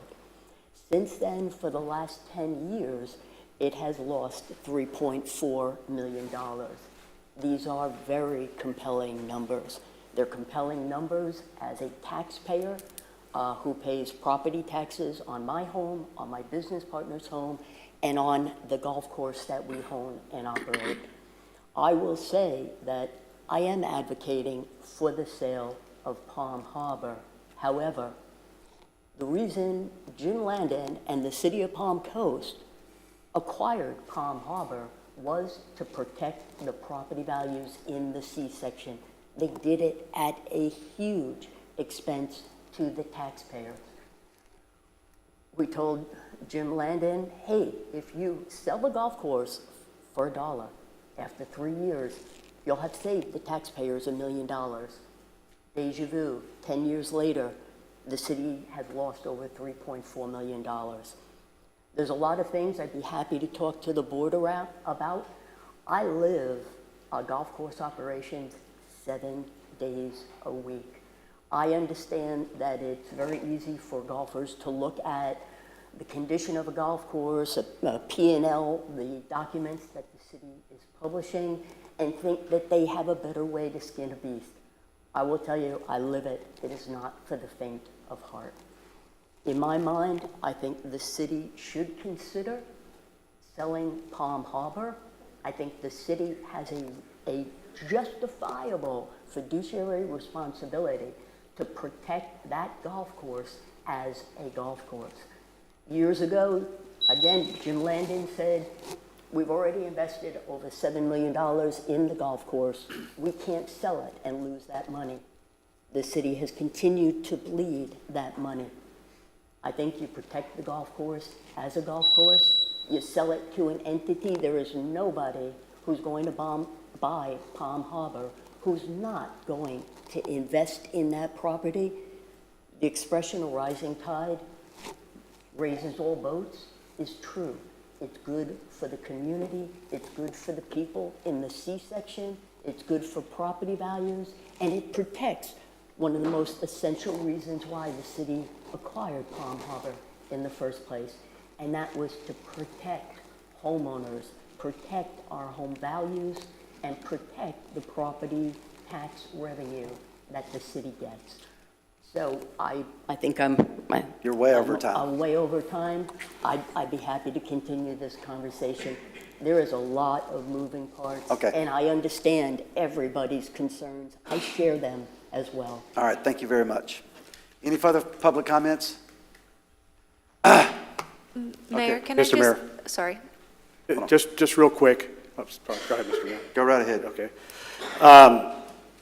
The purpose for me bringing this action forward is to have this discussion, okay? To look at all the options that are out there, to get direct feedback. And I think it's critical that we look at all the angles, because we have lost $3.4 million. And, you know, for us to continue to operate in this fashion, it's not sustainable. What I would also like to see, and post it on our website, is the other amenities that we have, right? The Southwest Rec Center, you know, other places. How far in the red are we in those areas? You know, when you add all that stuff up, how much are we as a city, you know, not, you know, operating, being responsible for taxpayer dollars when it comes to fiduciary responsibility? Okay, I think let's make all of it public. I think if we're going to take a look at all the numbers and see how we can better operate, if this is the consensus that this council decides to go with, let's lay it all on the table. Because if we're bleeding millions of dollars over time, then we're obviously need to do a better job in managing it. Maybe a committee is, you know, a board, an advisory board is the best way to do it. I don't know, but we can't study it to death. We've got to figure out where we're at, what's the requirement, and put a plan of action into place to fix it. Or we're going to continue and I think one of the things that was touched on but not really highlighted in this presentation was the allocations that go towards the vehicle fleet, the fleet management as part of the usage and the maintenance of the equipment that's used at the golf course. But I think if we're going to take a look at the golf course, we need to open it all up and see how much money across the board within all of our amenities and parks and recreation are we actually losing, and why, and how are we going to fix it? All right, thank you, Councilman. I'm sorry, City Manager, go right ahead. Yes, sorry, Mayor, just for transparency, Mr. McDonald brought up the other contractual services being an excessive amount in that fund, but I did want to tell you that is where we pay for the golf maintenance company. It comes out of, it's a $400,000 line item, as well as the management fee for the maintenance of the golf course, as well as the software and to certify the golf course. So that's the reason why that line item is significant in the golf budget, is because it is paying for the maintenance of the facility. So that's the line item he was talking about, the $400,000. Yes, sir. $491,000. Yes, sir. Did you have something, Councilman Miller? I thought you. I was just going to mention, you know, we're discussing, you know, everybody that lives around Palm Harbor Golf Course and their property values and the amenities that they enjoy because of that golf course. We also need to consider the effect that these rates have on some of the other golf courses, because we're potentially talking about that same catastrophic thing happening that everybody is all up in arms about, a sale of this golf course happening at those other golf courses because they fail. So this is an earnest effort to prevent all of that and provide everybody with the amenities that they have now. And so, you know, talking about a sale, that's just one consideration. It isn't anybody pushing specifically for that. It's just, hey, what are the options here? And I would continue to advocate that any sale would always require that it remain functioning as a golf course in that community and not change the dynamic within the community. Thank you. Vice Mayor? Thank you. I just have a question. The lease that we entered into with Loopers, I recall that being fairly recent. Is this the first fiscal year that we'll see what we're making from that lease? Because we did increase the lease. I mean, from last year, fiscal year 24 was the first year, first full year. First full year? Yes. Okay. So when we look at when we get the budgets and we're starting to go through department by department here in just a few months, we'll be able to see a difference in that revenue versus what we had previously, correct? Yeah, yes, okay. correct. So, I mean, yeah, I would just like to see, I mean, I would like to have a follow-up presentation on this issue, looking at the dollars and cents and really drilling down on the dollars and cents, maybe in quarter two, probably right around the time we're starting to really start to get into those other budgets. And if we need to cut the budget by 10% or whatever that number is, or if we need to raise rates again, then we need to have those discussions. My concern, really, I don't want to undercut the other courses. I don't want to do that. I do think that, they're providing a very good service to our community, and we need to respect that. I was a part of the decision last year to raise the rates, and I didn't want to raise the rates too steeply on our retirement community and some of our folks who, would feel that impact. So, but if we continue to lose this amount of money, obviously we can't, that's not tenable, to your point, Councilman Gambaro. So I think we just need to follow up on that, really drill down very, very specifically on these figures. Okay. And I respect the formation of a committee, but I will tell you, we took that step in the flooding that we were experiencing, and there's a lot of frustration. There was a lot of frustration coming out of those committees because there was a feeling that there wasn't really going to be much that was done. So I don't want there to be that sentiment for yet another committee that we create. If we create a committee, we need to make sure that we're giving them deference and resources and information so that they can feel like they're actually doing something for us. But to be quite honest with you, I think the onus is on staff. It's part of your job to balance the budget. So let's balance the budget. Thank you, Vice Mayor. Councilman Stevens.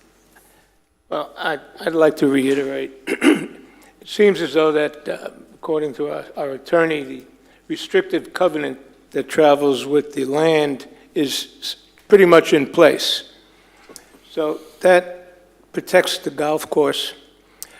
But in reference to the three choices, I would go for continue operation, redoubling our attempt to reduce expenditures, and redoubling our efforts to increase revenue. Because we have a lot on our plate now. We have a budget coming up. We have infrastructure. We have to build a sewerage plant.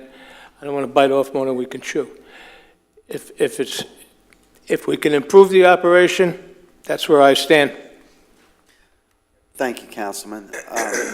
Mayor, can I just make sure I heard City Council correctly? Well, we're not finished yet. Okay. I still got my little There was a lot of direction going, so I just want to make sure I hear you correctly. Another issue, James, that came up was concessions. And a lot of these, the golfers are like, there's nothing out there available in the morning for them before they get on the course. I don't know what you can do about that. But I would say, and we discussed that 491 line item. TDC, how involved is TDC in promoting our golf course?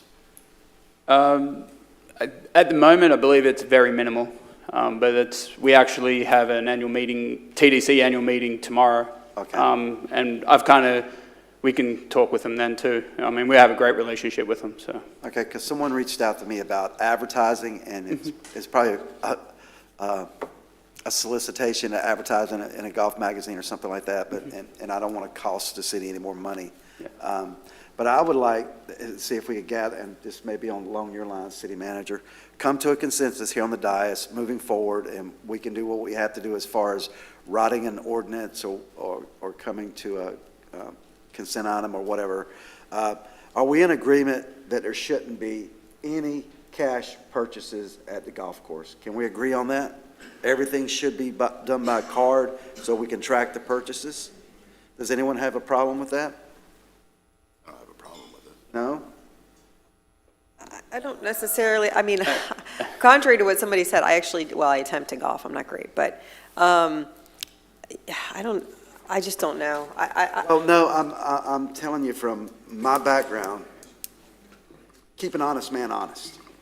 Right, but if somebody walks out, what's the fear? Like, if somebody goes into the pro shop and takes a sleeve of balls and doesn't pay with their credit card versus cash, I don't see the difference there. Shrink, but I'm not specifically saying about the pro shop, but I'm talking about in rounds. In general. I think everything should be a card purchase. That way we can track everything, because if you give a thief an inch, they're going to take a mile. So can we come to a consensus on that at a minimum? Is there tipping that occurs? Say again? Is there tipping that occurs out on the golf course? Yeah, but tips aren't taxed anymore, No, I'm through the tracking. Trump administration. But you're going to tip, You can tip cash, that has nothing to do with me. That doesn't affect me at all. all right? Just making So, sure. we got consensus on that? Come Yeah, on, Vice Mayor, give me some love. I'm not the only one here. You Well- only need 3. Well, I'm in okay, favor we of have that. consensus on that. No more cash purchases at the golf course. You got that, James? Yeah, I have that written down, but. Okay.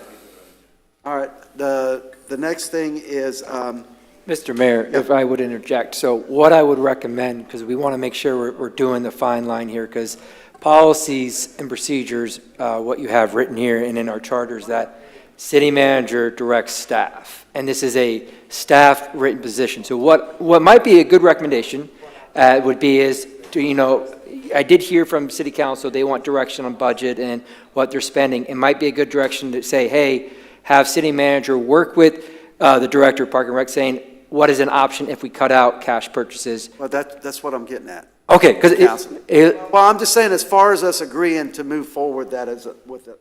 to look at it, to look at that option. As an option, Okay. yes. That's fine. So, and the next thing, we're spending way too much time talking about a golf course. City manager, we had discussed as far as the off-season, on-season rates, delegating that to the manager of the golf course to do that. We shouldn't have, when it comes to a rate increase, to allow the golf course to reach their budget goals and to be profitable or at least break even, it shouldn't have to come to the city council every time we need to make a move on the golf course. That's just a bit of micromanaging to me. And I think we should come to a consensus as to letting the parks director and the golf course manager regulate those prices and not shortchange the other golf courses. We should be competitive, but not so appealing that these guys are losing money because of what we're doing at the city level. And that's what I'm looking for. Can we move forward with that approach? The only issue I have with that is then do you get into a charge and spend? So we have a lot of people who accuse government of tax and spend, right? You have this unlimited coffer, then you can just raise taxes. I think there's a danger that if we take an element of that out of this board's hands, then depending on who's in that management seat can say, oh, I can, enter into a $600,000 maintenance contract because then we can just charge more for greens fees. So, I don't know. I hear what you're saying about the micromanagement. I think, didn't we work in a CPI? Yeah, we worked in a CPI. So we have a resolution that was approved by previous council that gives the city manager approval to increase fees when we present them to the city manager. Mm-hmm. And then we added in there the CPI, which is a maximum of 3%, depending on the CPI, to the rounds of golf too. So we kind of already worked in Yeah. that automatic CPI increase, Mm-hmm. which I think somewhat addresses your concern. Yeah, I don't want to shortchange these other golf courses, and we've got one of the best golf courses in the city, as far as I know. It's the most appealing. So with that direction, what can you do for us, city manager? I've got. What we have discussed here today? I've got one more item, just, and I know we're all in support of full transparency here, but I've just asked consensus from my colleagues here to also, if you could share with us the profit and loss statements from all the other entities, the other parts of our Parks and Recreation, and to see where they're at from a profit and loss perspective. I'd like to see the P&L statements. We already know the Southern Recreation Center is going to cost us like $600,000 a year. So this is. Yeah, but what's the loss? Yeah, exactly. What's the loss, right? And so, can we get P&L? I'm asking for consensus to get the P&Ls for all the other areas, and also, if you can post it on the website, just so the general public can look at it, so we can take a strategic approach on how much money we're losing across the city, and what actions, as we're going into the budget cycle, and what actions we need to take to fix that. Yes. Whether it's to move stuff around, like the Vice Mayor said, to cover down for it, or we got to make some hard choices. And so, I want to look at what the requirement is for us to seriously ensure going forward that we do not continue to run at a deficit with these entities. Thank you, Councilmember Gambaro. I think that's a really good point because this decision is going to be how you're strategically visioning. It's great for your strategic action plan of how you want to look at the delivery of services by your Parks and Recreation Department. So we're operating on previous philosophies of previous city council of what they want to invest in and what services they want to provide, and then what cost recovery level that we're asking to bring forth. So Councilmember Gambaro, all that information is already publicly available online on our financial transparency dashboard, all of the services for the facilities, as well as all the revenue that comes in. It's in real time, so you'd be able to see what we've made even just the first quarter on that financial dashboard. I also wanted to mention that the city has had a previous committee before. It was the Leisure Services Advisory Committee, but kind of to your point, Vice Mayor, it lost momentum. There wasn't a lot of public support, not a lot of recommendation when things would get recommended to the city council, maybe had fallen off deaf ears. So this committee was sunset back in 2019. 2018, I think. I think it was me that presented the resolution of sunsetting that committee. So if it's council's pleasures, other communities do have these recommending bodies of all parks and recreation amenities, and it comes through that and then makes a recommendation to you. As far as the golf course next steps, I took our action as really coming back in April, Q2, which is with a rate analysis so that you can see where we're at, identify some cost savings versus in-house and in maintenance, look at various contracts that we can do. We definitely hear council's direction on a full cost recovery model for the golf course, so we'll be going back and working on that. As well as a staffing analysis and also some purchasing controls, right? Maybe evaluating our cash policy, internal controls with inventory and monitoring. The facility has cameras, so we know we're doing inventory every week and we know when things are not here, and then we reconcile those payments. So we could make that information to you forthcoming and then a presentation in April. Okay. Did I miss anything? James, you did mention about a service fee for the card purchases, right? Didn't you mention that earlier? Yes. About to offset the cost because... Mm-hmm. Currently, the city absorbs the credit card transaction fee, so we can put that back on the person who is wanting the services. What's the percentage of that? Do you know? It's about $55,000 in the golf budget. A percentage is... Not for sure percentage, Yeah, like 3%? 3% maybe, yeah, between that. That's a lot of money, and it should go to the user, and I am wholeheartedly for that. Because I've dealt with those people trying to get me to use the cubes and stuff like that. So just in general, a small business owner, you make $100, you're giving somebody 3% of that. You're giving them $3. So it should go to the user as far as I'm concerned. So are you good with the direction? Yes, we'll conduct those analysis for you, City Council. As far as a committee, I think that should be at Mr. Hurst's level with the golf course manager, because the people that are in here, a lot of them, they're leaving now, but they are avid golfers that are out there every week. And those guys know, well, Mike, this is what's wrong with the course. Those are the guys, and they need to be, the golf course managers should be open to their suggestions and maybe meeting with them on a quarterly basis or something. Yeah, Mayor, we can start a focus group, maybe not so much a formality of an official committee, but we can definitely engage in some focus groups out there. Yes. Okay. We do that at some other facilities too. Do you have enough direction, City Manager? Yes, sir. Okay. Moving on. All right.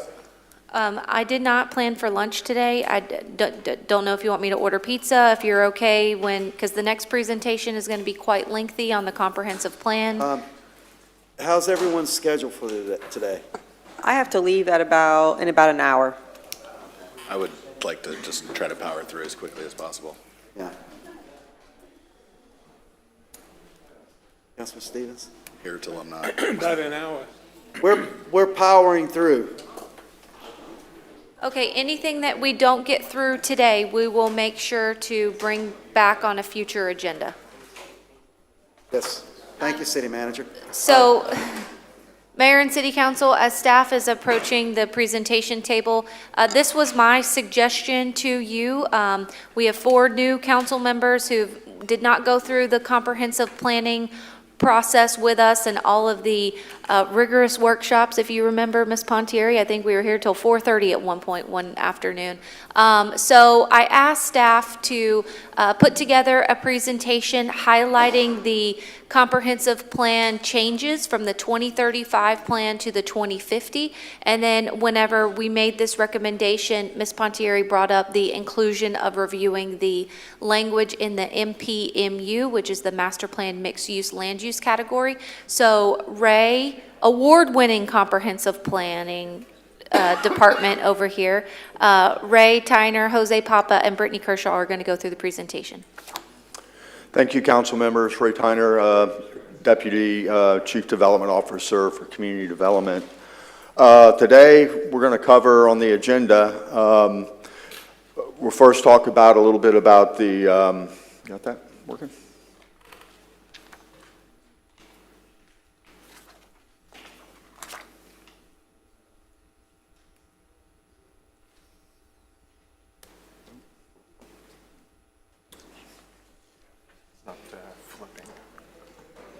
Jose broke it.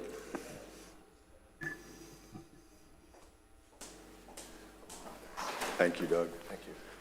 So on our agenda today, we're going to talk a little bit about the community engagement activities that we accomplish and how the vision statement and guiding principles were established. And then we're going to do an overview of all the chapters that we have in a comprehensive plan.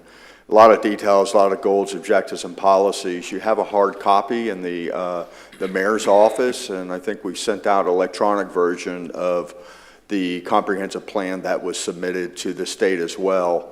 And if you need a hard copy of that, just let us know, and we'll get you one, and we'll be available for questions after this meeting if you need some clarifications or a little bit more detail. So it's going to be kind of covered at a higher level with most of the chapters in the overview. And then, as our city manager stated, that then we're to go in a little bit specifically with the master plan mixed use. That's the western side. That was a lot of topic of discussion during the comprehensive plan. We'll cover that in a little bit more detail, what that is. And then I think a couple of workshops ago, City Council had mentioned when we were doing the housing CDBG presentation here that you wanted some additional information with the housing. So Jose will cover that topic as well. And then we're going to, the great news is that when we approved the comprehensive plan at the first reading, it goes to all the different state agencies. And we really have minimum responses. There was no objections from the state whatsoever, but they do have some edits and some changes that they're proposing that we make, and we'll go over those changes. So with that, Brittany's going to go ahead and cover all this great community engagement that we did. And You're good. Okay, so just to go through and just help you understand that, a lot of times during these comprehensive plan updates, it's a couple public meetings and you get some people showing up, but you don't really reach the whole community. So when we launched this initiative, City Council gave us the challenge to reach every member of the community, which is obviously difficult, but we did our best. We used a lot of innovative tools to be able to do this. We created a project website that was more of an interactive display of information. It had activities on it that people could actually go in and talk about where they wanted to see a park in the future, or where they wanted to see street improvements, sidewalks, traffic light, or street lights, those sorts of things. Very interactive. We had about 7,000 people utilize that website. We did a ton of pop-up events where we would just go to where the people were. So if there was a popular community event, we would have a table. If there was civic groups that we were able to go and meet with, met with Grand Haven and all of those residents. We went to different opportunities that presented themselves where we could go talk to large groups of people and try and get their feedback as often as possible throughout this process. And there was many phases of this, so it was a continuing effort for probably 8+ months. We had a robust social media campaign. We did a bunch of press releases. We do our weekly newsletter, which always had information about Imagine 2050 in it and pointed them to that interactive website and let them know about upcoming events that we were going to be a part of.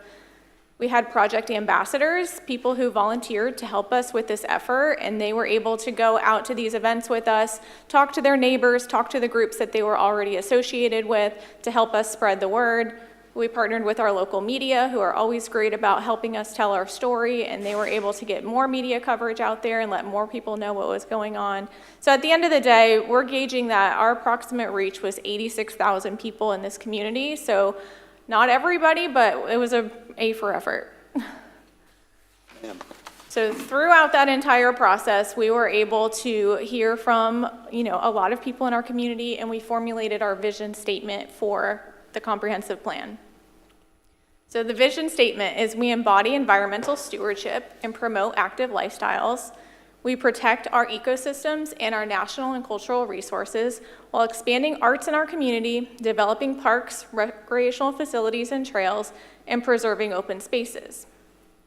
We generate diverse economic opportunities, promoting lifelong learning, and provide quality education and training. By striving for growth and prosperity for all residents, we ensure a healthy and positive community with a strong sense of pride. We prioritize community safety, health, and wellness, giving our residents the ability to work, live, and play in our community with peace of mind. We're a city with responsible fiscal planning, efficient traffic circulation, smart managed growth practices, a diverse tax base, and well-maintained infrastructure, all of which enhance our quality of life. We preserve Palm Coast's unique suburban character while supporting opportunities for a variety of housing choices to meet the needs of individuals and families across all life stages. Together, we have maintained a thriving, diverse, and vibrant Palm Coast for generations to come. And that vision statement was affirmed by the City Council at the time. We did work with them to make some tweaks, but at the end of the day, we felt like that was a clear vision statement that talked about where we want to be now and into the future. Also, we developed some guiding principles, and you'll see this throughout the remainder of the presentation, that these guiding principles were implemented into all of the goals and all of the things that you're about to hear from Ray. The little symbols that go with the guiding principles are going to be shown on all of those slides, so you can see that we really pulled from these to develop all of the GOPs that you're going to hear about going forward. So what's really cool, I think, and really important about those symbols, and it's really unique to us, Palm Coast, not saying that nobody else has done it, but what we wanted to try to do, those guiding principles that you saw came from the community. Through our outreach, Brittany had them on the website, we tweaked them, and those are really what we heard for the 10 months time period of going out to the community and what the vision was for those guiding principles. So what we wanted to do is highlight each of those guiding principles, and you have a sheet in front of you that kind of spells out the guiding principles. But what we thought was very important is that when we are developing our comprehensive plan, we can go back to those guiding principles and highlight those different goals, objectives, and policies that are in the plan. So we say, hey, we heard you. This is the policy that ties to those guiding principles. So the first element in our comprehensive plan, or chapter, I'll call them chapters, is property rights. This is a requirement that was done through the Florida legislature in 2021 that required all states and all counties to have a property right element. And basically it ensures local policies and regulations align with state requirements for property rights and protection. And one of the things that we highlighted in that chapter too, and we wanted to make sure, is that property rights are recognized and safeguard constitutionally protected property rights for all property in the city of Palm Coast. It's a very short chapter. It is state requirement, and that was the property rights. The next chapter that we have is intergovernmental coordination. That is a chapter, exactly what it says. It's really, the objective is to improve the coordination, collaboration, not only with local, state, federal agencies, because a lot of work that we do encompasses, and in order to get things done, we have to have that intergovernmental coordination. So we have goals, objectives, and policies that talk about coordinating planning activities, services, and resource management. For example, Florida Department of Transportation, we have to have policies that we continue those dialogues. State Road 100 is a state road. They need to know and be coordinated with our growth and our planning and what's going on in the city, and we need to meet with them on a regular basis. The TPO, the Transportation Planning Organization, St. Johns River Water Management District with our consumptive use permit. So a lot of these intergovernmental coordination policies are embedded to help facilitate that long, both short and long range of that coordination. Another coordination-related element, it's also used to be a requirement of state law. It really is not a requirement anymore, but it is really a good thing to have in our comprehensive plan, and it continues to be a vital role for us in our intergovernmental coordination with the public schools and Flagler schools. So we have an interlocal agreement that we have with Flagler schools, and a lot of these goals, objectives, and policies within the comprehensive plan are consistent with that. That was just modified maybe over a year ago, but our updated comprehensive plan is consistent with that intergovernmental coordination that we have. We have goals, objectives, and policies that guide us to facilitate coordination between the school district and our, to ensure consistency between school planning and city development. We have policies that we continue to implement school concurrency requirements in coordination with state law. And in fact, we actually have a Flagler County School Board member as a non-voting member that sits at our meetings at the Planning and Land Development Regulation Board, so they are in tune to all of our projects that we have. Furthermore, this year, we also have the Flagler School representative sits on our technical review team for the city. So every application, residential application that comes in, they get a copy of that. So we're constantly coordinating with them, how many units, what's the school capacity, where do you want your bus stop, right? Because they manage the bus stop in those locations. So this element helps us to continue and strive for that continued coordination. Then we have the public recreation and open space element. One of the things that happened before we staff started the community outreach with the comprehensive plan is that they were already well underway and had just completed with the county a community-wide parks master plan. And what was great about that is that there was tons of public participation, needs assessment, and what needed to be done and what the desire was for the city of Palm Coast. So yeah, we took a lot of that data for our comprehensive plan to also help direct and guide our goals, objectives, and policies within the plan. We still establish and maintain a recreation park level service standard within our comprehensive plan.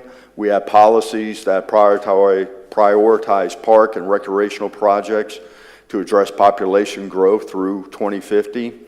Some other policies that were new is supporting economic growth through expanding recreation and park development, recognizing the link, trying to develop those long-term vision of the quality between quality of life and exceptional recreational opportunities,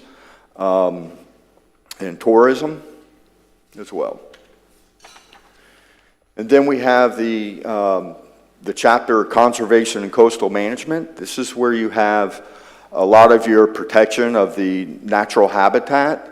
The first part of the element is dealing with the natural environment. The second half of that chapter or element is emergency preparation and response. So with the environmental protection, we talk about and have policies that preserve optimal wetlands.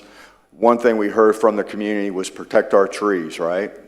So out of that, we do have some excellent policies that talk about trees, reevaluating and looking at our landscape code, because one of the things that we heard from the community loud and clear was, hey, this is a small town. We want this to be a small town. A lot of people loved our town. They said, this is a small town, we want to keep it that way. But when you think about it, over 107,000 people, that's not a small town. It's that feel, it's those buffers, it's that natural environment that brings people here. So one of the policies is reevaluating our landscape. We continue to enforce our flood regulations and floodplain protection, have updated policies on that. We have policies talking about water conservation measures and exploring alternative water sources. And something new to this element this time around that we heard from our stakeholders was the culture and historic resource preservation. We have some goals and objectives for that, and basically calling out of protecting our cultural resources, looking at more education, maybe reevaluating the golf course area as maybe a historic district, just looking at the potential, because some of those houses now are just reach those 50-year ages, so that's something new. And then the last part of the chapter is we did a lot of revisions working with Chief and Flagler County to update our emergency preparation and response, updating our evacuation plan, fire-wise communities, and making sure that we're coordinating with the appropriate agencies when it comes to emergency management. And then our infrastructure chapter, that really touches on water supply, planning, stormwater management, solid waste, and wastewater. As far as water supply planning, what we did is we looked out to 2050, kind of set some goals, objectives, and policies that are geared for updating and ensuring that we meet our level of service for water supply. One of the things that we are constantly doing, and there's a goal or policy in this plan that we are currently updating the water supply facility plan. That's in coordination with St. Johns River Water Management District, and we continue to work with them now. And we'll be back to you probably later this year to update the comprehensive plan again to incorporate our approved water supply plan with the St. Johns River Water Management District. So even if we go through this amendment to our comprehensive plan, you're saying we're going to have to amend it already because of the new water treatment facility protocol This that is we're going through? This is the water supply plan. The St. Johns River Water Management District update their plan on a periodic level. Periodically, I think it might be every 3 years, every 4 years. So once that plan's done, a year from now, year and a half from now, I may be wrong on we will, this summer it'll be done. We may have to come in and tweak the comprehensive plan when it comes to that.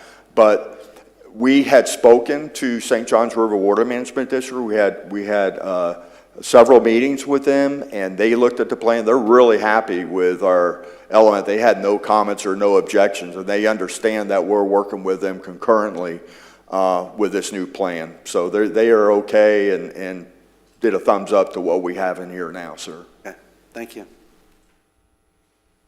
And then transportation, of course, from the public, we heard loud and clear about concerns about making sure that we're appropriately managing our transportation network and that we're looking out to 2050.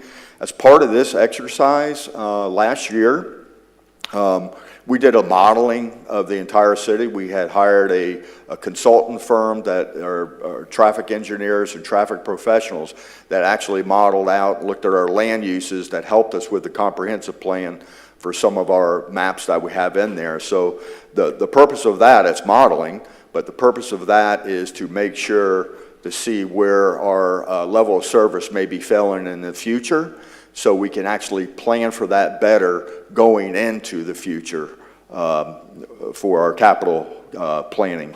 And also, you know, part of that management is that we actually have a policy and a comprehensive plan that calls for us to do traffic counts on a biannual basis.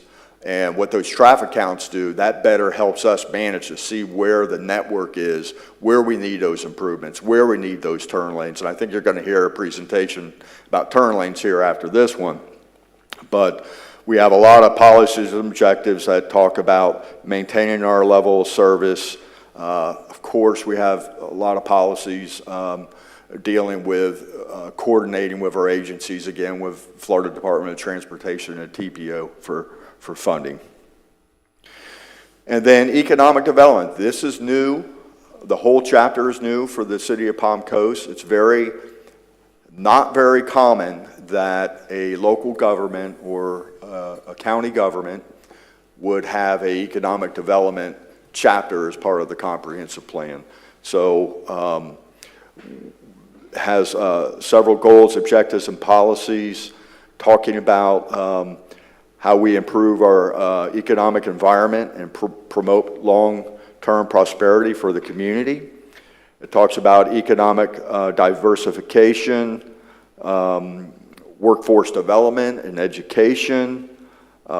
We even have policies on quality of life, because so many businesses that come to the city of Palm Coast, that's one of their little check marks that they like. The score is real high on quality of life. And then we talk about collaborative economic strategies as part of that plan. So with that, I'm going to turn it to Jose to handle some of the rest of the chapters. Sure. So I'll just take over from here for the last remaining chapters. One is the capital improvements element, which is basically a statement on how the city proceeds forward with implementing the comprehensive plan and meeting the infrastructure needs and some of the deficiencies that have been identified as the city continues to grow. I'm not going to get into too much detail about all the bullet points here, other than the capital improvements element. Part of it is really the capital improvements plan, which is a part of your budget that you adopt that city council adopts every year, includes the capital improvements plan, where we talk about what infrastructure improvements are going to be done, new parks, new water treatment plants, new wastewater. And so that adopted budget is then incorporated into our comprehensive plan. And then there are other policies in there that lead us to that we need to maintain a certain level of service for those different public infrastructure, whether it's parks or water and wastewater, and even our transportation system. And here also working on, we have policies that talk about long-term strategies for meeting our capital improvement needs. And one policy that was, I believe, a recommendation from the planning board is always be aware of emerging trends and technologies that might help our infrastructure work more efficiently rather than just always expanding. Another element that I'll cover is the housing element. And just to give you the background here, one of the big things that we developed as part of updating the comprehensive plan is this concept of life stage housing.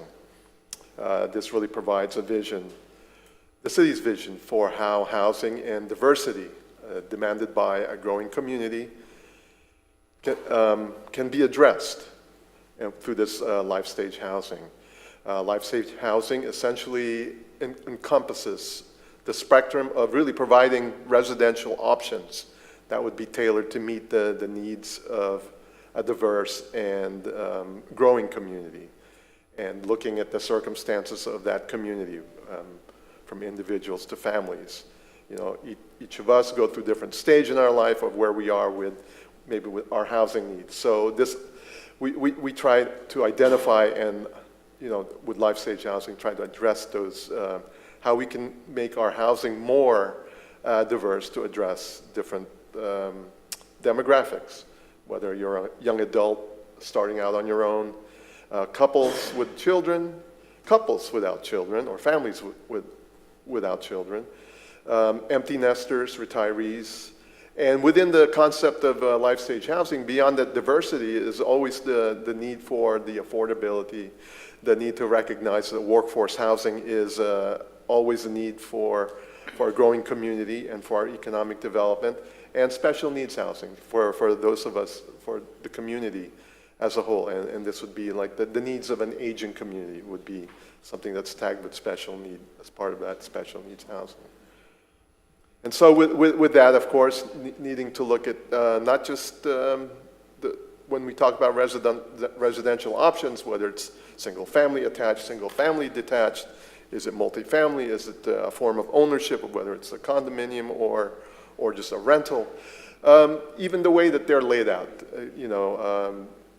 with special needs housing, sometimes a person in a wheelchair would require countertops that were probably a little higher and some appliances that were a little lower so that they can reach it from their wheelchair. So those considerations become part of having a more wholesale and more holistic approach to how we design and build our housing to address the needs of our community. I do point out the following elements or following policies in our life stage housing. I think due to the discussion we had when we were going over the AHAC recommendations, the policy that the city may include innovative development alternatives in the land development code to promote attainable housing within the community. These actions may include, but are not limited to, the density bonuses for developments. Again, that would be just, that would require a change to our code. Allowing accessory dwelling units, which I believe was one of the big discussions that we had. The allowance for greater densities for missing middle, and the missing middle is defined really as, attached dwellings and in communities, the way that it's designed. Although it's an attached dwelling, by looking at it, you would not necessarily recognize it as an attached dwelling unit. It takes on the shape and form of what appears to be a single-family home, but has 2 or 3 units in it. Of course, continue to work with our process to make it, to expedite our permitting process. Adding innovative land development regulations through our zoning districts or through the master plan developments. That's when we get into, we talk about, do we have a planned development of tiny homes? Those are just some of the options, and those aren't that we must do them. Those are just things that we can look at it, because really the following policy is where it sort of wraps it up, that the city will conduct a housing needs assessment to improve and diversify the housing options. The study will consider life stage housing needs and explore strategies such as what's been listed above and or cost reducing measures such as incentives to address the housing diversity in the city. The study should always or shall consider Palm Coast's unique characteristics and assess impacts on infrastructure and community character. The recommendations may guide updates to the housing element, the land development code, and related policies to ensure diversity and adequacy of housing supply. So again, the policy in the comprehensive plan takes us one step to this study, but whatever comes out of that will have to be implemented through as it's stated, land development code issues, amendments that will have to be, again, have to go through the public discussion and come before this board. Mr. Papa, let me ask you a question real quick, since we're on that. Go back to that slide for a second. Yes, sir. Legally, in a legal sense, when we go through all this process and we start rewriting our land development code or amending our land development code, can a developer or anyone use our comprehensive plan as a weapon against us when they want to develop something and say we disagree with it? Can they use our comprehensive plan against us and, well, it's in your comprehensive plan? Do you want me to answer? Okay. Well, either one of you, I don't care Sure, which sure. one of you answer it. Sure. There's this thing called consistency with a comprehensive plan. So we could And be sued if we're not staying consistent with our comprehensive plan that's going to allow increase in density. we can be challenged, of course. Huh? We can be challenged, of course, that, you have to look at all the policies in So the right now, comprehensive plan. in the city of Palm Coast, our density per acre for single-family housing is what? It depends on what your zoning or what your land use designation is. It differs, Mayor. Just single-family housing. SFR1 is, I believe, up to 6 units per acre. 6 units per acre. Yes, sir. And under the DRI is how many acres? Say Palm Coast DRI. And again, that matters too. I think most of our DRIs have come in, I'll pick on the 2 out west because but those came in at about 1 dwelling unit per acre. Well, I know all about West. I'm not concerned with, we'll get into that. I'm talking about right now, because I remember something about, and this was before us, Vice Mayor, before our council, where they changed the zoning per acre from 12 to 15. Am I correct in that? For multifamily. For multifamily, from 12 to 15. That So was there- Palm Coast Resort. And some of my, and there's no surprise in this. Most of my problems with the comprehensive plan overall, especially amending it, because that's what we're doing. We're amending the comprehensive plan, is urban sprawl. And the whole point in chapter 1, verse 1 of, it's not verse 1, I'm just saying that as an example, in the comprehensive plan is to discourage urban sprawl. That's number one thing in the beginning of our comprehensive plan is to discourage or limit urban sprawl. Am I right or wrong, Vice Mayor? I hear what you're saying. The only reason, yes, we want to prevent urban sprawl. I don't know that this is what could cause it. I don't agree with density bonuses, obviously. I think that any time we want to consider a density bonus, we can. There's no need to put this in here in order to allow that later on down the road. But you'll see in the NPMU, there's like clustering that goes on under the auspice of preventing urban sprawl. So I want to be very careful even with saying that the comp plan is, because it's crafty. Well, that's what I'm saying. My biggest caution is that developers will use our comprehensive plan against us. As a sword. And I said this months and months ago, that they will use our comprehensive plan against us to get what they want. Council, you got anything to say about that? No, I think you're going at a specific scenario. I think the way that Mr. Papa is presenting it, and Mr. Tyner, is from a general aspect. I mean, as a lawyer, and Vice Mayor can agree with me, like, you can do anything you want and someone could try to sue you. Well, you could have the best safeguards in the world, someone's going to try to sue you. It's just they have a legit reason to sue you. Okay. But your point is really well taken, Vice Mayor, and I wish I did not, Mayor, sorry, no, I was about to say, I'm trying to think about, I have to leave soon, I'm kicking myself right now, because this is really important, and I'm really ticked off that I have to leave, but when I'm looking. Well, what I would suggest, since you're going there, Vice Mayor, I say we table this until the next workshop, because I want you here, and I don't want us being distracted by golf course and paint colors and commercial vehicles.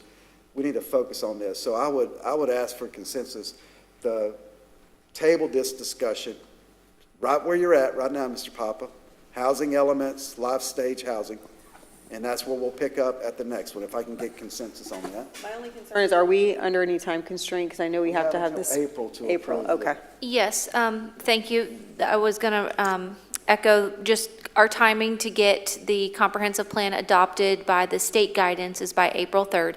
And then also just wanted to, for your information, the workshops are going to continue to be a little bit lengthy. If you recall, the utility gap rate analysis is on your next workshop, 211, and then the utility strategic plan is on 225. So we've got a lot of important, and then just wanted to let you know we got a lot of important things coming up. Okay, but I just want to have our full focus on this. Understood. And you know exactly why, City Manager. So do we have consensus to move this to the next workshop or the one after? Will it fit in the next one, City Manager? Sure.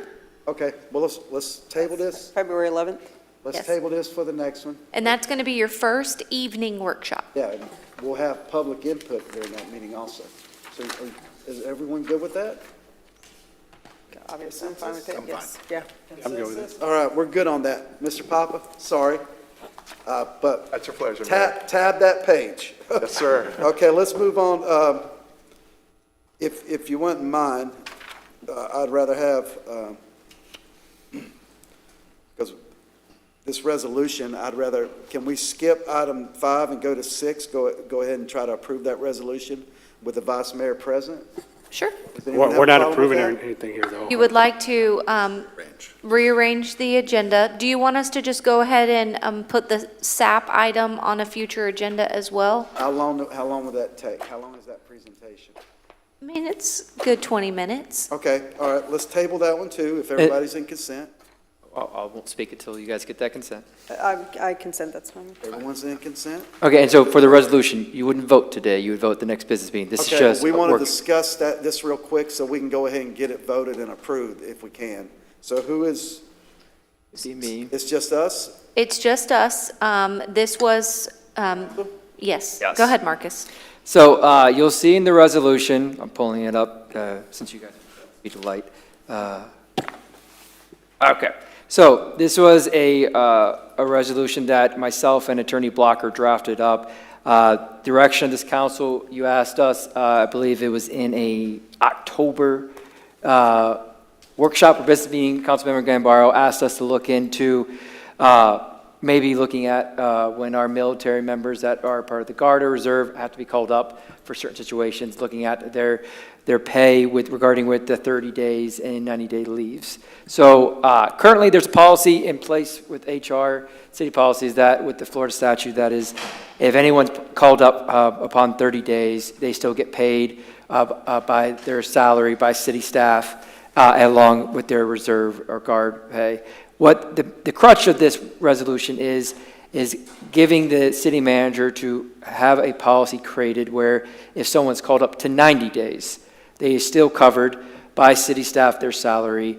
If anything goes past 90 days, then the difference is paid between the two. So if we give you an example, if we have an employee that only makes $3,000 and they go on their guard and only makes $1,000, after the 90 days, the city staff just pay the difference so that they're met at their city staff pay.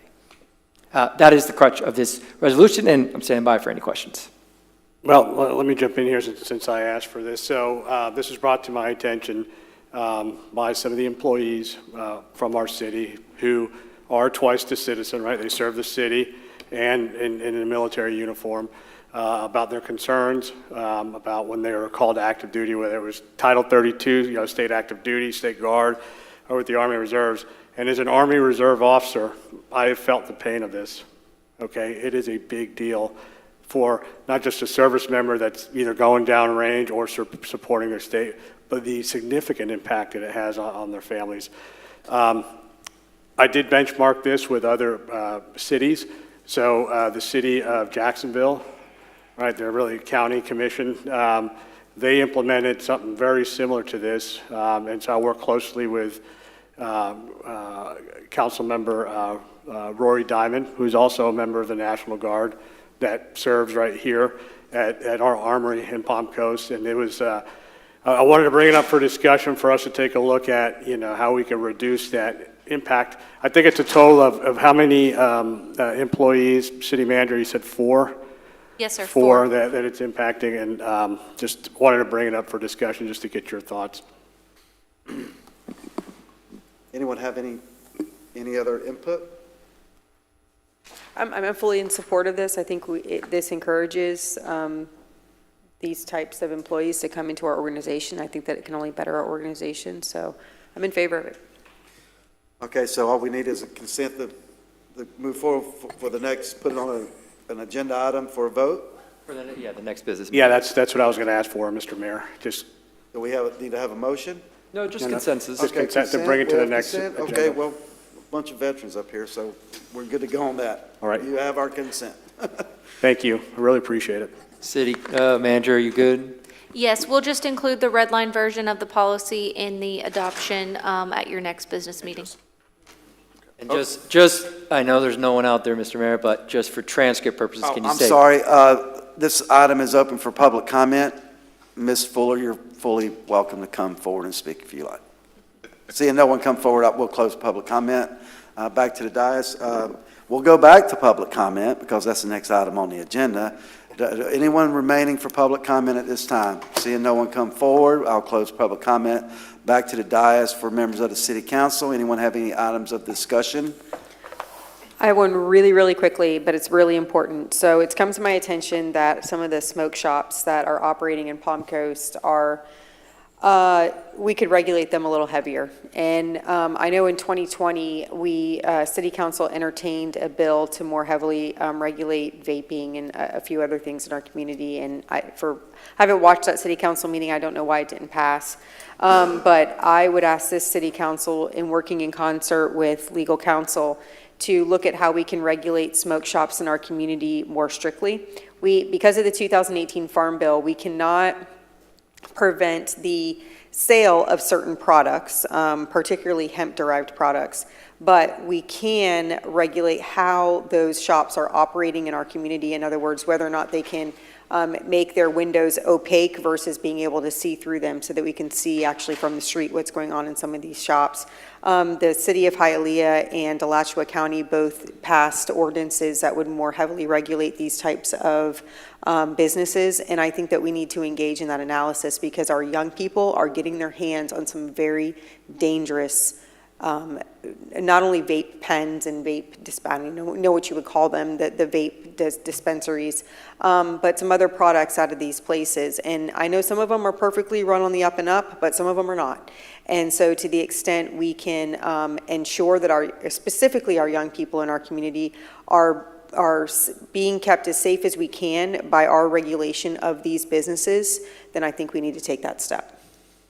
Okay, City Manager, how much does the city play in, what part does the city play in regulating businesses like that, if at all, other than collecting their business tax receipt and through the county tangible property tax? How does... Marcus, I think you can help me out with this one. I think you can do it via an ordinance and via zoning. Yeah, well, yeah, ordinance for definitely, and I would, I need to look into it, make sure we're not annexing, but the main thing is maybe equivalent to like old laws, like, hey, you can't be a certain age to buy this stuff. Like Vice Mayor said, like we can enforce certain rules where how the windows are appealed and how they're selling it, that kind of stuff. As long as the research is valid and we're complying with the Florida statute that already has requirements. There's also the ability to limit the amount of licenses that we issue for these types of dispensaries. So if we say, as a city, we want to have a policy that only 4 of these shops can operate in our community, then we can do that. And I'm sorry, this is just my personal opinion, but I don't see anything truly positive that comes from letting these kinds of shops continue to come here. I know if you go to Daytona, they're in like every little strip mall. And I see because of the deregulation of a lot of the product, there's just some really dangerous things that are coming out of those shops.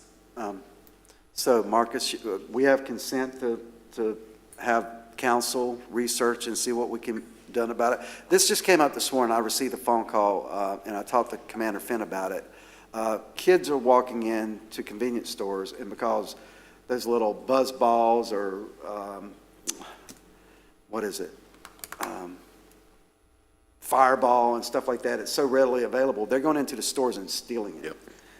And we're going to see what we can't come up with something like that. But as far as this is concerned, council, all we need is consensus to I'm good with research. Consent for me to look at it. Yes, you have consent from the council for that. I appreciate it. the Thank you. council. Any other matters that are pressing? No, I was just going to mention the training that we all attended, or 3 of us attended this past weekend for EMO, for Florida League of Cities, and that it was a good opportunity to learn some things about how municipalities operate and best practices and things like that. So had a good time there and learned a lot, and look forward to the next training, which I think is EMO 2. There's also an ethics training that's required. So I'm going to move forward with that as well. Okay, thank you, Councilman Miller. Councilman Gambaro or Stevens, you got anything? I don't have anything. The only thing I was going to add as a caveat is just there's some mayors out there, within the state of Florida that all of us had a chance to meet that have good succession plans, and they're building their bench of like rock star future city managers. And so I made sure that the brochure, I passed along our brochure to everybody to see if we can get some takers. I just wanted to flag that on February 5th, so next week, Barry Cotton, Senator Rick Scott's district director, will be here to tour wastewater treatment plant number 1. Look forward to hosting him, and we're going to tour plant number 2 and just get his feedback on how we can quickly try to apply for some grants, although I think the president has suspended a bunch of those, so we got to figure that out. But we've got fantastic support from Senator Scott's office, and so I look forward to the visit, and that'll be the pre-visit really for when Senator Scott comes down to personally come take a look at all that. So just want to let you guys know that. All right, thank you. And did we have that discussion, city manager, about making that open so we all can be involved in that and not just individual council members? Yes, we can publicly notice the meeting if there's more than just one of you that wants to attend. So we just need to know if that is a go. What was the date again? The 5th. February 5th. Yeah, at 10:30. 10:30.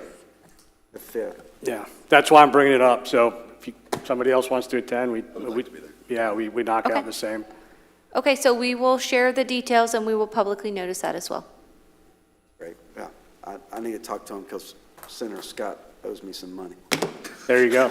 It was a bet. Anything else? I'd like to say, Brittany and the rest of the staff and Alumni Association, they put on a great show out at the community center. We had our meeting last night for the wastewater and water treatment, for input from the community. That went very well. I wish it was a bigger turnout because we are facing some challenges. But I think we got a good council here, and we're going to hire the right person to be the city manager. If it takes a little bit longer, it takes a little bit longer. I have no problem with that because we need the right person in the job. And Lauren, you're doing a terrific job right now. I appreciate your help. Anything else? Last thing, I do want to recognize an employee in our utility department, Jim Melly. I continue to be impressed with him. I think he was Employee of the Month, is that correct? Yes. Employee of the Month. He is fantastic. His wealth of knowledge is, he's very responsive to emails, very good with our residents, and he just works really, really hard. So definitely want to recognize Mr. Melly for his contributions to our organization. Okay, thank you. Council? Nothing from you, Mr. Mayor. City manager? Yes, one thing, we have a request from the sheriff's office to facilitate a joint city-county workshop on the 5-year public safety plan. So it's your pleasure if you would like for me to go ahead and get that scheduled. I will most likely go through the analysis again that the previous city council got, and then the sheriff would make his request on what the ask is for deputies this year. So if the council's okay with that, then I'll work with the county on a joint workshop for that specific topic. Yes, ma'am. We got consent? Everybody? Okay, that's all I had, Mayor. Any alibis? Motion to adjourn? Motion made. Second. I'm so sorry, I'm not need to call you this, Mayor. I'm thinking, You're talking to Dank?